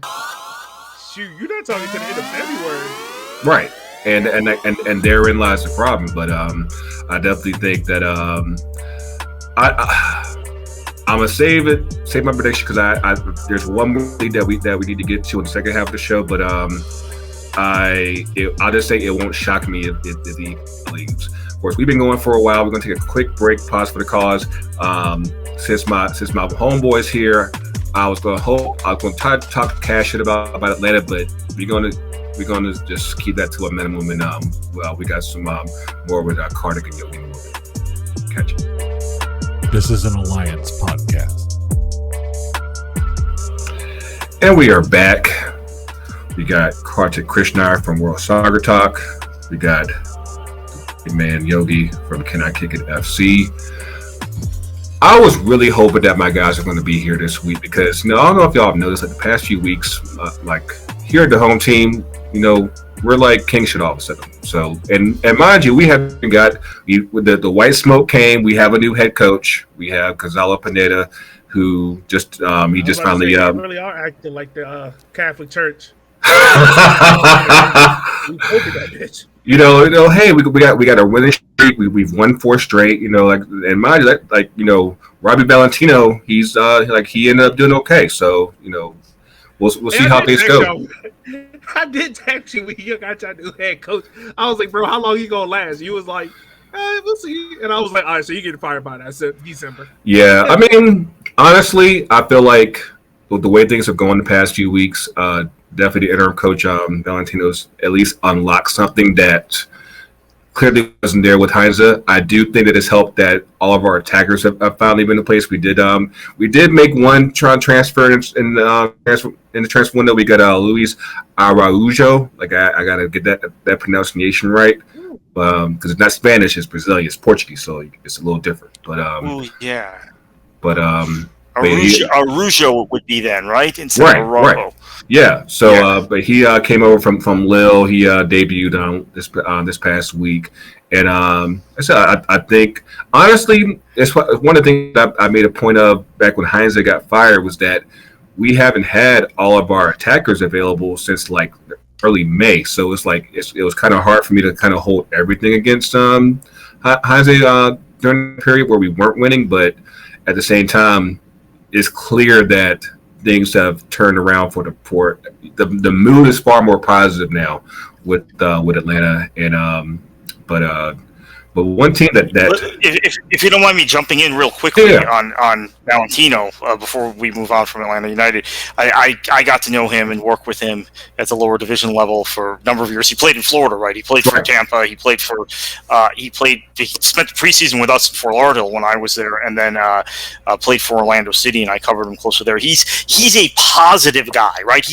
There are positive vibes from him. So I felt like he was a good guy, given all the negativity around Atlanta United, to take that over temporarily while you guys found another coach, which you've done now. But I'm not surprised he did well, because I think just dressing room dynamics, regardless of tactics and anything else, or his ability to actually manage a team long term, just the positive vibes he can give guys. And it's worked, right? It turned around. Absolutely. In the few games he was the caretaker. One thing that I'm very pleased to hear is that with Pineda's staff, he actually has kept Valentino on staff. That's good. That's good. With Atlanta. And I definitely think that he definitely instilled a lot of good vibes. Like, yeah, you could definitely tell this, like even like how he was on the touchline. Like I'm a big believer in attitude reflects leadership, and that energy that he gave definitely translated on the field, and it took a little bit for the results to come, but eventually they got there. What you got, Yogi? What you got? I just got one question for What's Atlanta up? United. What's up? When the fuck y'all gonna let Barry Guzan go to pasture? Listen, so I don't know if you saw that save he had against DC over the weekend, but I don't care about all that, man. He need to go. It's time to move on. when the season ends, we'll see. But until then, like we're not playing Ken. I mean, really, come on now. But Go get but yeah. somebody else. Just move on. Well, the transfer window's done, so we can't do that. Nobody. Listen, Go get if I thought we could, because there's no reason why he shouldn't be at Arsenal right now, or like there's about like at least 5 teams right now that could use Navas right now, but we're like number like 11, so yeah. But the area that's near and dear to Kartik's heart, and the other MLS team I wanted to get on was Inter Miami. There was an article that came out in the Athletic. NFC, baby. That came out this past week, and basically just putting their business out in the streets, basically saying that we created a brand, not a team. And I don't know if you had a chance to read that article yet, but basically it's saying that it's basically kind of like just outlining, especially in the past 8 months, with Inter Miami catching fines from the league. They were exposed for having basically 5 DPs on the team. Mind you, 5 DPs and still only finished like 12th. Now, mind you, they still made the playoffs, but that's MLS. But you basically weren't getting any bang for your buck for the amount of money that they were spending. Now, for someone that's down there on a local level down there in South Florida, like what's to make of what's happening? 'Cause I know at least from the outside looking in, it's like everything that was supposed to be hyped with Inter Miami really hasn't happened. Yeah, it's been a disaster, and in the interest of full disclosure for the viewers, I worked for the rival team, if you want to call them that, in USL, Miami FC, which is still playing in USL, getting 500 people a game. I mean, they have taken that fan base, Inter Miami, to their credit, and then previously worked for the Fort Lauderdale Strikers, whose stadium Inter Miami took. So have been in and around the teams, the lower division teams that they've competed with. I think it's really interesting. What happened is they came out determined to be kind of this cool, hip sort of fashion brand. Mm-hmm. And the early hires they made, Paul McDonough left Atlanta United, where those of us who followed things closely, like you guys, knew he wasn't calling the shots. Darren Eales calls the shots. Carlos Bocanegra has a lot of influence on the player side. McDonough, yeah, too much now, I would agree. But so McDonough was getting credit for the first year at Atlanta United when it was Eales and Bocanegra that that built that team, and really it was the fact that you had the right coach, right? So I had pointed out to everybody, look, the McDonough I had dealt with was at Orlando City when I was around that team, and he had been brought in at the end of the USL run when the team was moving to MLS, and had really made a mess out of the salary cap, had signed guys from a specific agency who were represented by specific agents. Yes, he drafted Kyle Larin, but I think anyone would have made that pick. Although, actually, they could have picked Jack Harrison, as it turns out, instead of him. So, but whatever the case, Kyle Larin was a good pick, but everything else was wrong. And Miami then makes the decision to go ahead and bring McDonough in. McDonough then brings in the same people that he had worked with in Orlando. He didn't get anyone to leave Atlanta. He got Nicky Budalik, and he got obviously Jason Kreis, and even on the front office side, a bunch of people who had worked in Orlando. Mm-hmm. And then you saw some of the same agency things happening where they were so focused on the business side and the fashion brand that they had let the people on the football side, on the soccer side, make the same mistakes cap-wise and in terms of going out and trying to sign big-name DPs without actually managing the cap. The same thing that happened in Orlando. So in Orlando, they brought in Kaká, and they brought in a couple of other DPs the first year, and were over the cap. And then went out and tampered with Dom Dwyer when he was at Kansas City still. And so what happened in that situation was they had tampered with Dwyer. Vermees reported Orlando to the league, and Orlando had to pay a fine. And so that was on McDonough's watch. The next thing McDonough did, and he got fired around that time in Orlando, was there was a player whose name escapes me, but DC United had a discovery claim on him. Mm-hmm. Orlando starts negotiating with him. Now, I mean, these are all these strange MLS rules, right? Wow. Yeah. It was Antonio Nocerino, who had been at Roma and had been at Milan. Okay. Yeah. So as it turns out, DC doesn't want him. They have the discovery claim, but Orlando ended up having to fork over a draft pick to DC to get the rights, which angered the folks in Orlando, and they signed Nocerino anyway. But that was kind of the last straw for McDonough. So I've told people down here this was the track record with McDonough in Orlando. Never mind what happened in Atlanta where he wasn't actually calling the shots. The media down here was so desperate for this thing to be successful and so desperate to kind of get a piece of David Beckham that none of them talked about it. And in fact, one of the people, there might even be a paper trail of this on Twitter, told me that I was wrong about McDonough. He was actually a cap genius. He'd figured out how to get all these guys into this Inter Miami team. Actually, I remember that being like his label, like when he was here in Atlanta, it was like he's the cap guy. Like he knows how to work the money out.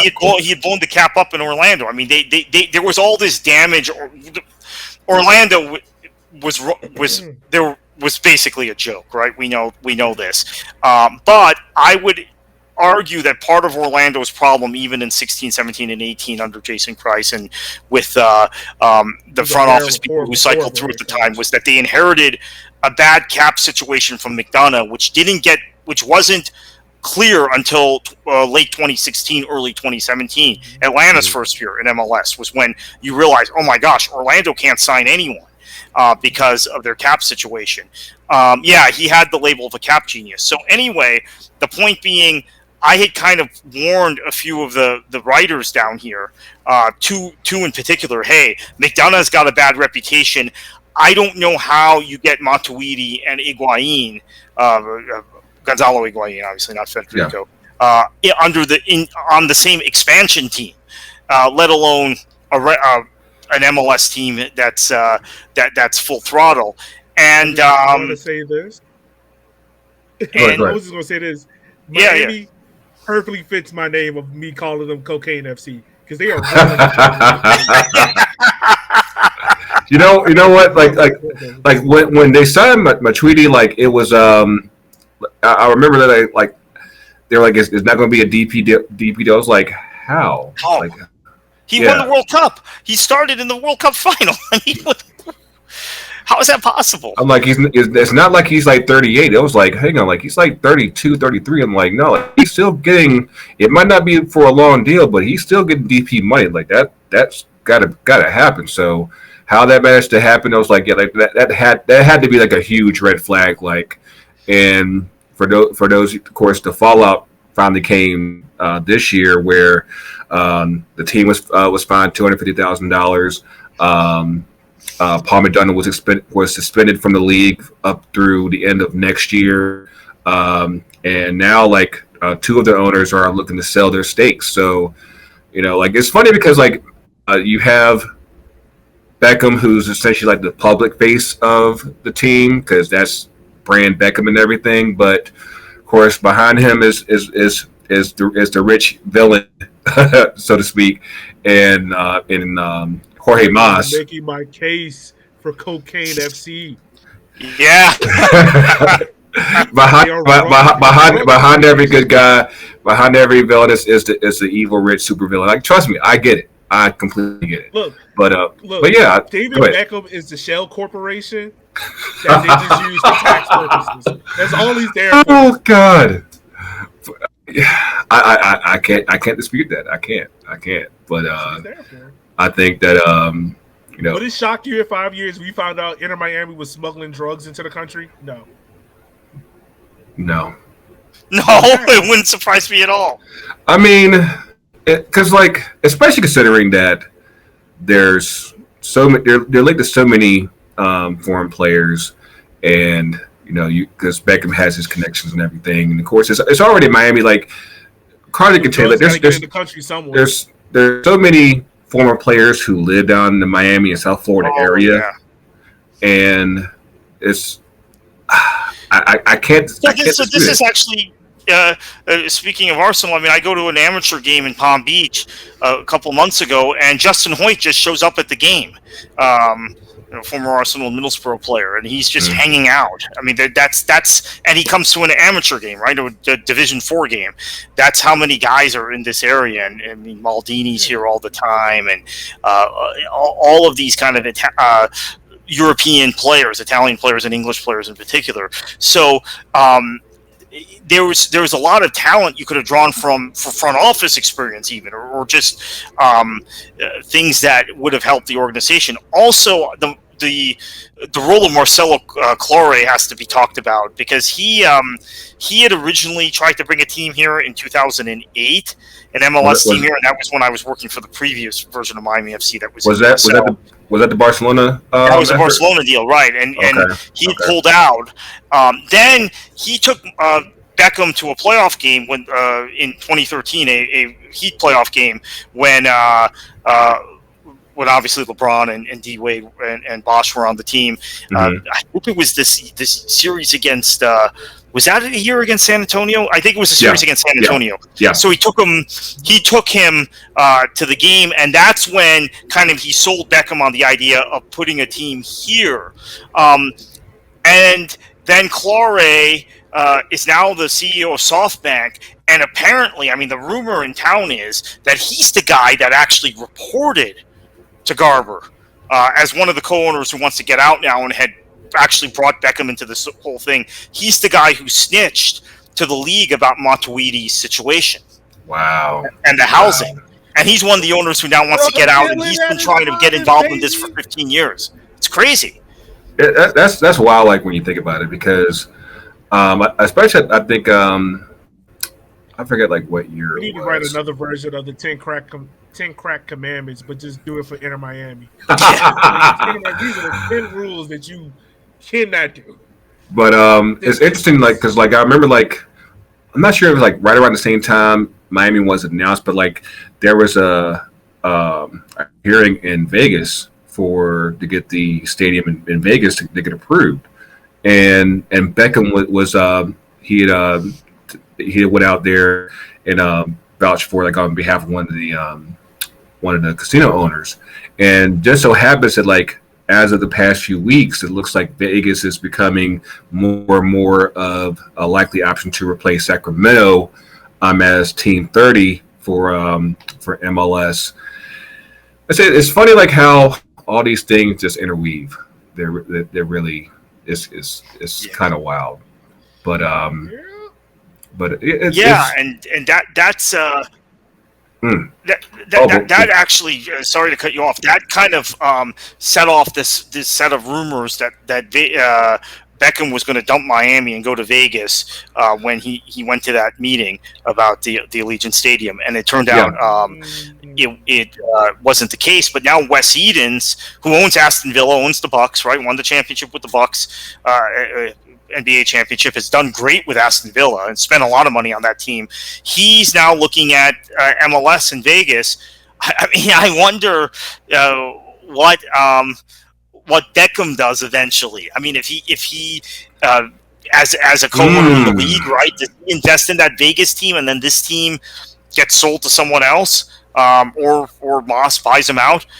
I've been thinking about that the last few days, that maybe that happens eventually. Although this season, Beckham allegedly had taken more of a role in the player side, and that's how you get Phil Neville as the coach. That's how you get Ryan Shawcross and Kieran Gibbs and all these guys he knows here. But I wouldn't be shocked if there's something going on with him and Edens and Garber with Vegas. Now, I don't know if he knows Edens, but Edens is a Premier League owner. He is an NBA owner, and Beckham runs around in both those circles.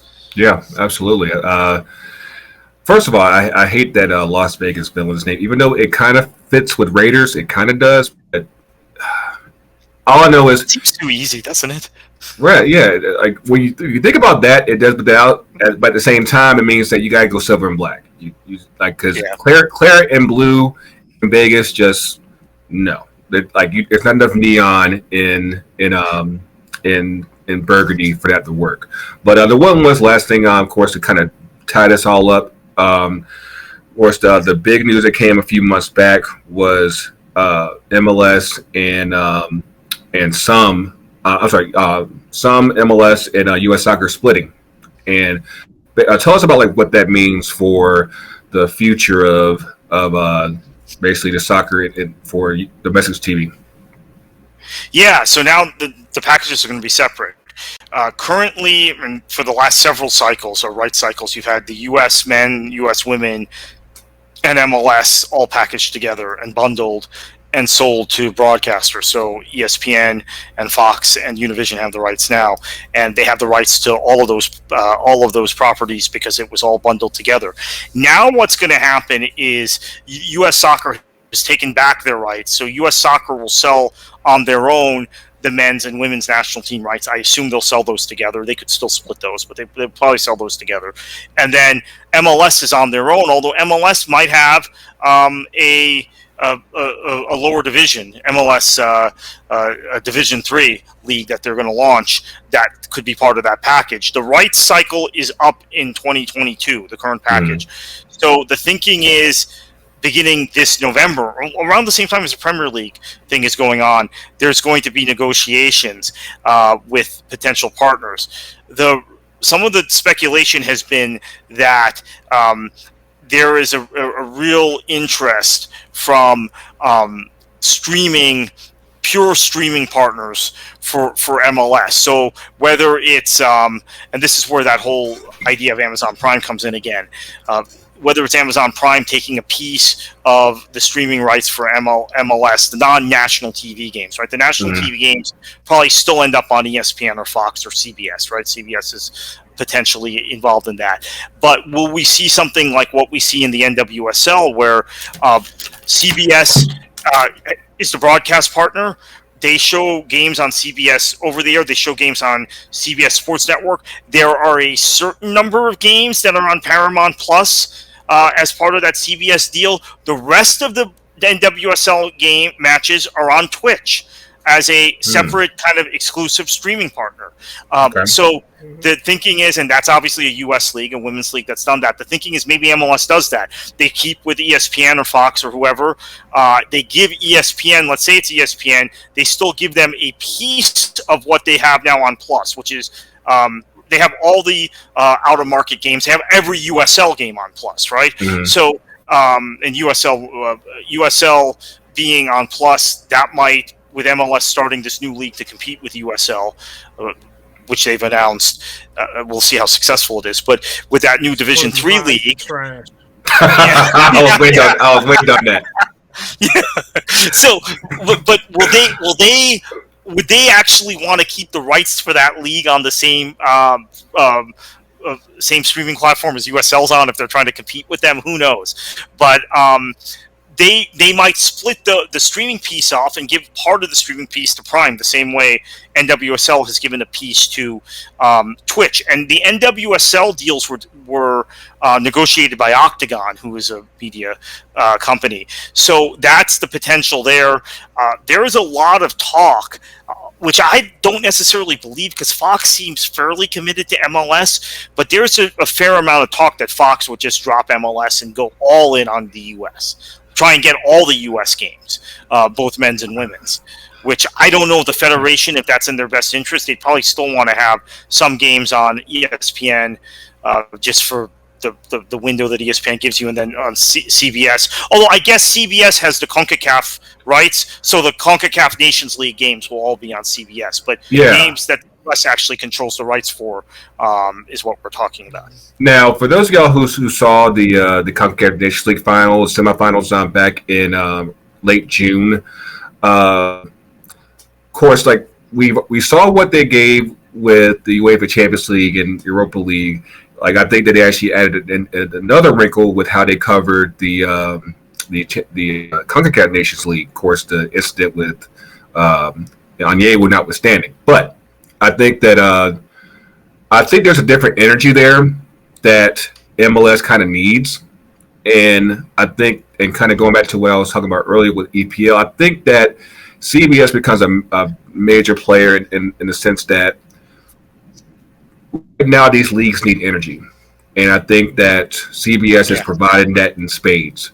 And I think how it relates to the MLS, I definitely think that they, especially with CBS losing the SEC, it makes all the sense in the world for them to use those Saturdays as an anchor for MLS on CBS.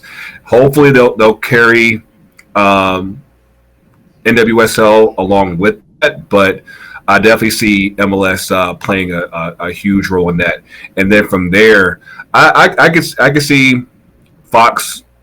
To me, Fox has always kind of been like pro U.S. soccer in a lot of ways. So like, it won't really shock me, at least if they keep a deal going in through the World Cup. Because like, I know you've mentioned a lot on your podcast how they've largely gotten out of the club game, and it's pretty much just been international soccer. Even though they still randomly show Canadian Premier League, which is cool. I'm glad that it's but it's so mad random. It's like, and then they show an occasional Liga MX game, and they ended up showing a couple of legs of the Liga MX playoffs in the spring, which was just random. You didn't expect to see them on FS1, so you're not prepared for it. So that's like very weird, right? And the Canadian, the CanPL games are also kind of random. But I so random. But agree that Fox has always been kind of very big into promoting U.S. soccer. I like what you're saying about CBS, because I think there's a younger. Oh, sorry. I was going to say there's a younger millennial audience, and there is a younger African American audience. Both MLS and the Premier League in this country need to connect with.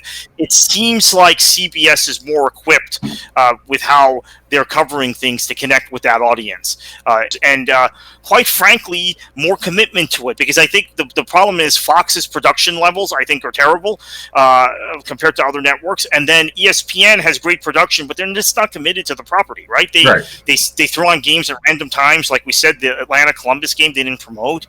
And that's a problem.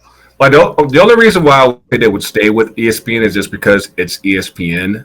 Otherwise they probably would be strongly considering leaving it. But I definitely think that, like, what CBS is delivering as far as like their studio coverage and everything is definitely an energy that I think MLS can definitely take advantage of, especially from a TV perspective. Because, of course, I'm a big believer, like, you still have to have a TV product to anchor whatever it is that they're presenting. So, like, you don't get more viewers to watch Brazil and Argentina and Scotland if you don't have Champions League and MLS. So, yeah. I think that in the long run, that's where they should end up.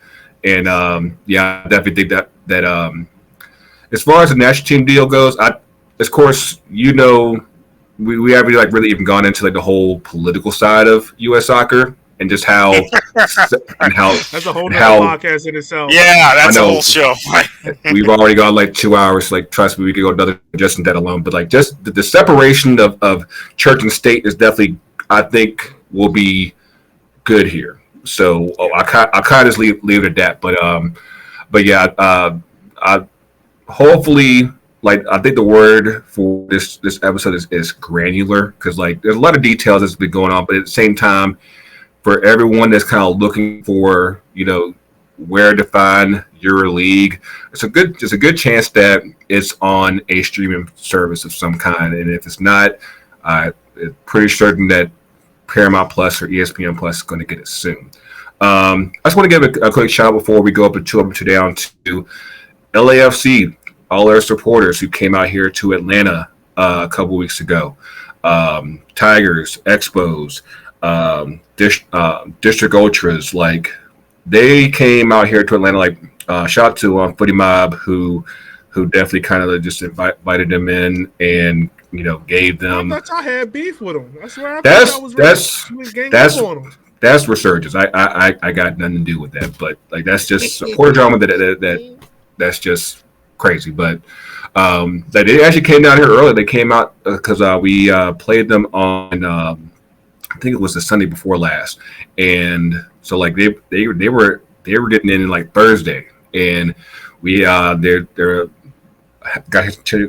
got to hang out with them on Friday, a little bit Saturday, and then of course Sunday. Like, they actually had like a whole section in the 300s like blacked out, like it was all LAFC. Like, so it was actually pretty cool to see. Of course, given how shitty the acoustics are in the bins, some people only heard them and not the Atlanta supporters. But it kind of is what it is there. But I just want to give a shout out to also.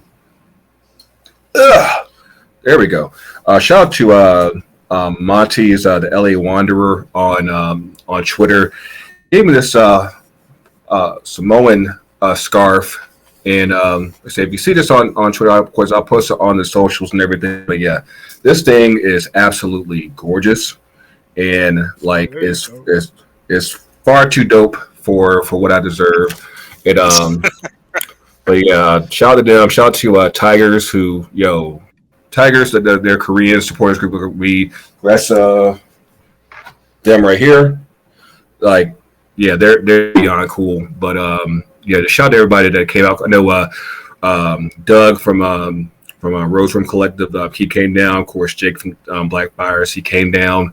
So like it was good to kind of course break with Jake again and to meet Doug. Hopefully, more of a Rose Room will come down whenever we play DC again. Of course, we might beat them again like we did last week, but I just want to give a quick shout out to everybody who did that.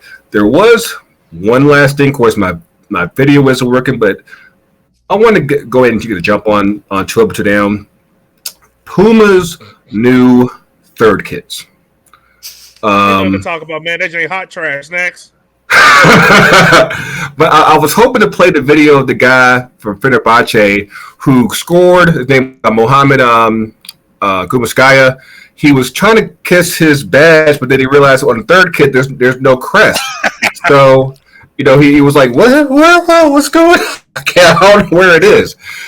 Whoever, like, for Puma to have done such a great job with their kits last year, to come out with this hot garbage this year, it's just honestly, it's unfortunate. I mean, man. I don't want to. No, there's nothing positive to speak about Puma, because how the hell a 3X fit like a goddamn Speedio? It could be Kappa.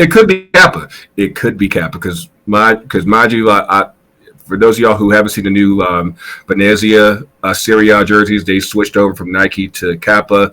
If you ever try Kappa, you know that you basically, if you like anything over 200 pounds, you probably need a 5X. So, yeah. But Macron also with that. Yeah. Macron's another one. Yule is another one. But they're the big guys, man. They don't. And trust me, like this COVID's weight is real, man. I got some new glasses. I'm trying to get my health together, but yeah, like basically Kappa said, if you need to get fit or shut up because you're not wearing our jerseys. But yeah. I know we are right. Like I said, hopefully y'all enjoyed it. Like I said, like this is some good stuff with our man Kartik and Yogi. You got any new stuff coming up on Can I Kick It coming up, Yogi? So right now we're on a little bit of a break because the kicker season's going on. And doing 2 podcasts in the middle of a season is very tough to do. But he wasn't having that today. You can follow us. Yeah, no. I did put out a tweet today on Can I Kick It Twitter page. We will be coming back in November. We have a couple of interviews lined up. We are getting back into our deep dives, and then we're also going to have a new segment podcast, which you might roll out. It's called "What Ifs of Soccer." So pretty much taking big moments in soccer and thinking about what if this happened, how could this happen? So like, I'll give you an example of one that we're going to do. Back in the 2018 World Cup, Chelsea sold Thibaut Courtois to Real Madrid. Mm-hmm. And pretty much we were just thinking, like, what if Hugo Lloris won that Golden Glove instead of Thibaut Courtois? Okay. Because Spurs sell Hugo Lloris to Real Madrid, and then what happens to Thibaut Courtois? So kind of like that. And no, they would have still gone. We're going to be rolling those out. They still would try to go after De Gea. Yeah, it's just so many what ifs of what happened, man. So those are the little things we're gonna be talking about. Cool. I'm looking forward to that. Of course, like y'all have been doing World Soccer Talk for like what 10, 15 years. Like it's been like ages. Yeah, 2006 is when I started with Chris. Chris started it in 2005. Yeah, so 15 years for me, and longer for him, 16 years. Wow. Yeah, definitely. If you haven't done so already, make sure you check out World Soccer Talk. Like, of course, they cover a lot of stuff that we talked about this week on a weekly basis. And lo and behold, there is stuff that goes on a lot in TV business when it comes to soccer. So definitely, if you haven't done so already, make sure that you get in debt. And you'll learn a lot as far as like how this whole business works because it's a lot. But let's get up in this. Wrap it up with 2 up to ice. It's been a while. Let's just do 1 up, 1 down. Like it's getting late and I'm hungry. So yeah. But hold on. Oh wait. Ta-da. There you go. Oh, I'm first. Oh yes, yes you. All right. 1 up, 1 down. I got my 1 up. Of course, my Richmond Kickers are in the playoff races. So for those who don't know, I'm a huge Richmond Kickers fan. He's an underboss. He's an underboss. Like don't let him downplay, man. No, man. Like, so I'm one of the few people that finds an enjoyment in lower league soccer. This is all across the world, but I probably watch more USL League One than MLS games, and that's very odd. But yeah, we're in the playoff race. If you didn't know, USL League One, every team from 3rd to 7th is on 24 points. Toronto FC 2, Richmond, and Greenville all have 6 wins, 6 draws, and 6 losses. So it's tight as hell. And there's only 10 games left. So the next 10 games is pretty much going to determine what's happened. And it's been 5 years since Richmond's been in the playoffs. And for those who don't know, Richmond is one of the most prestigious, like, lower league teams in American soccer. So it's been 5 years since we've been in the playoffs. It's been 10 years since we won a proper trophy. It's time. It's time. My 1 down is going to be about MLS and the bull BS that they did kind of today with this whole black talk and just the whole direction of it. it was very, I understand what they was trying to do. I understand that they're trying to be more open and have these conversations, which is great, fine. Like, I'm not denying that. It's just, my only question is, who was the audience for? Because all of the guys on the stage were investors, and it didn't really. Grego just sneezed. I thought y'all didn't hear that. My bad. It didn't make any sense about who were they talking to. It was kind of just like, we need to invest our money, but no one was really answering the question. But where? Or also, like, you know, it's very hard to invest your money into something when, one, you're not at the table to see the recipients of that money. There's no black ownership, majority black ownership. Yes, you have athletes, but there's no black owner owning a team. Mm-hmm. And there's only 2 black head coaches, both of those that are non-African American.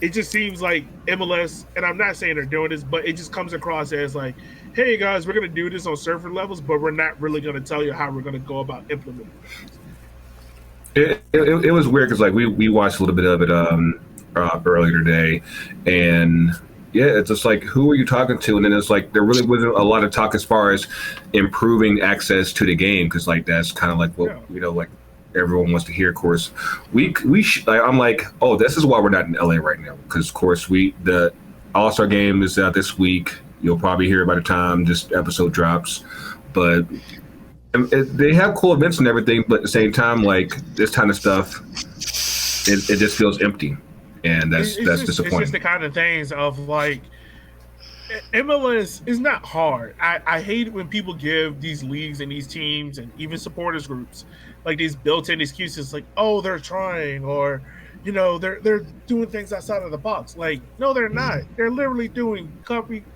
cutter stuff. How hard would it have been for MLS to reach out to 5 prominent black media writers? I can give you one in Nashville that. Yeah, Drake. And getting 5 blacks, you know, you could have gotten in a couple of supporters. You could have gotten a couple of players that are part of the Black Players for Change initiative, and kind of just had like a whole collective and be like, look, we know we haven't been doing things right. We know we're not doing things at the forefront. What can we do? Yeah. Also, the thing is, a lot of these MLS teams in the South are in HBCU markets. How hard would it have been for them to be like, you know what? All right, we're going to pair with some local HBCUs, Howard, Morehouse, Savannah State, FAMU, Bethune-Cookman, and just be like, yo, we're going to give a scholarship, or give some of these media departments, you know, a chance to come into our MLS programs and work. Hello. That's actually doing something. Not just, we're going to have a talk with a whole bunch of investors that nobody knows and not make it clear who our audience is. But what do I know? Yeah. I mean, who knows what they want to do, but it's a mess. So you see how this works, Card? You going to give us a shot? Yeah, I am going to say that one of the best teams I've seen in the lower division soccer was the 2013 Richmond Kickers team, who promptly lost in the playoffs. So that's one of the problems with playoffs. I don't remember the last time Richmond actually won the playoff title, but in 2013 they were the best team in the USL, and that was 2013. I think that's also the year we beat Kansas City. In the Open Cup, right? You know, that was a great team. Lee Collishaw had, and just kind of it one game and it fell apart in the playoffs, which happens. So one up, West Ham United. How good have they been these first 2 weeks of the Premier League season under David Moyes? And love the way Benrahma, who I really liked at Brentford a lot, the way he's kind of fit in to that team. He didn't really fit in last season, but he's playing the Jesse Lingard role now, so he looks phenomenal. And obviously Antonio, we'll see if Mikel Antonio gets his Jamaican passport and plays for Jamaica. That's a exciting prospect in CONCACAF. I hope he does. I hope he plays for Jamaica instead of England. So real quick, I don't know if you saw it or not, but Premier League just released their hot zone list of players that Red can go zone. back. Oh, right, and Jamaica's on that list. That's right. And so this is the I'm not only a U.S. M&T national team supporter, I'm also a Jamaican national team supporter because I have Jamaican in my blood. And my biggest fear is that Mikel Antonio is going to go on a hot streak. He's not going to play for Jamaica, and then Gareth Southgate is going to be like, "No, they won't." Yeah, because he was waiting for his passport. Otherwise, he would have been at the Gold Cup. Mm-hmm. Oh gosh, that'd be terrible. So Antonio's been great. Oh, that would be a terrible break if he isn't able to play for Jamaica, and Jamaica misses out on qualifying in this kind of weakened CONCACAF right now because of that. Because Leon Bailey now is going to be fit. So if you have Bailey and Antonio together, I think you got a shot to be in that top 3 or 4 in the octagonal. Tough times, man.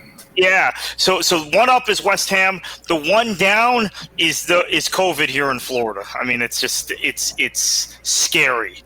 As everybody who sees me on Twitter knows how I'm feeling about it, and my hope is that it doesn't infect now the sport landscape. We have had a ton of high school football games already canceled. Coming into high school football season, we've got obviously college football season starting. You mentioned the historic the HBCs with Bethune-Cookman and FAMU concerned about their seasons and their non-conference games, and then same thing obviously with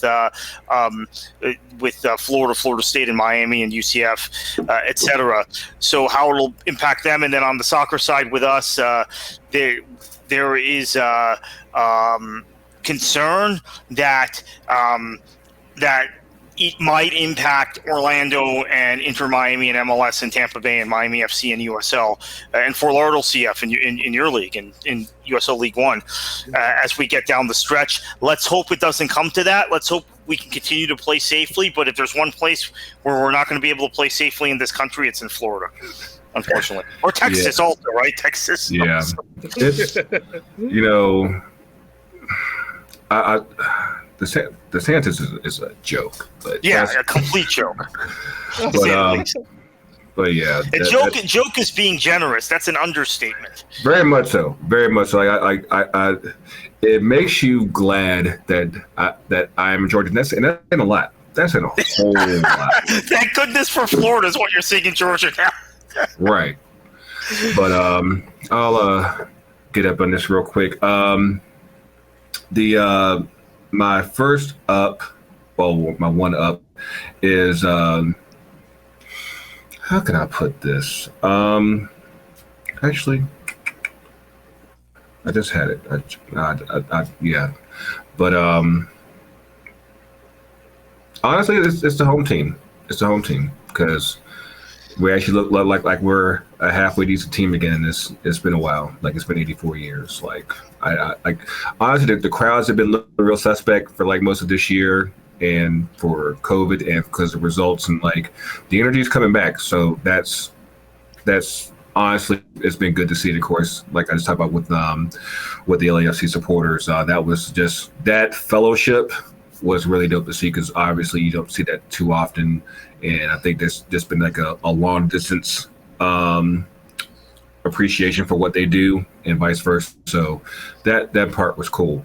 Part of the one down is just the mess that's happening right now with pulling out of Afghanistan and just seeing there's no easy way to get out of there, but it's been 20 years. It's been 20 years. So I think that there is never going to be an easy way to get out of there, but I just think that you're seeing like all the scenes of people just get begging and basically doing whatever they can to get there, hanging on to jets and shit. I'm like, dude, it's a very dire situation over there. But and just to see like how the Afghani government has basically just collapsed like in a snap. Yeah. And it's hopefully we get everyone that is trying to get out as safely as possible.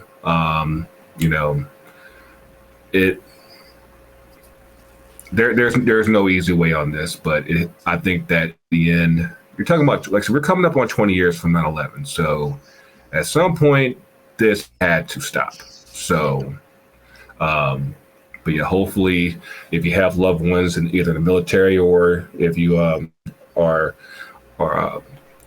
family from Afghanistan, like, hopefully all your people get out safely and everything. But yeah, we've been going for a while now. Like I said, hopefully, like I said, y'all enjoy this, because like this is something I've been wanting to do for quite some time. Like, so hopefully, whatever league that you do follow, you're able to catch it on whatever service that it's on. Of course, now that we're back up in the game, of course, you'll catch us every week at FTC UTD on your favorite podcast apps, on YouTube, on our YouTube channel.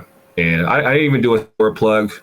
It's there, ftcutd.myshopify.com. Really, just buy the name sets right now. There's new merch coming Labor Day weekend. Just go buy name sets, all that stuff. Buy the name set. Trust me, them chains are fire. But you haven't even done. When you gonna show me yours, man? Wait, what? I haven't unveiled it yet. I'm waiting to the Henny Derby. Okay, which one? I'm waiting. October 16th, sir. Okay. Look, I'm unveiling it then. Okay, all right. I see you should get the rainbow cookie one, but so we'll see what's up with that. But yeah, hopefully. Jersey's bad luck. That's true. But yeah, hopefully y'all enjoy this again. You can catch Kartik and Chris on the World Soccer Talk podcast. You can catch Yogi, Can I Kick It, Revolution 93. Yeah, like I said, we're glad to be back out here on these podcast airwaves. And there's, as we warm up this Euro season, what can the people do as they watch their games this week? Kartik. They can enjoy their football. That's what I'm talking about. We'll see y'all soon, and we out.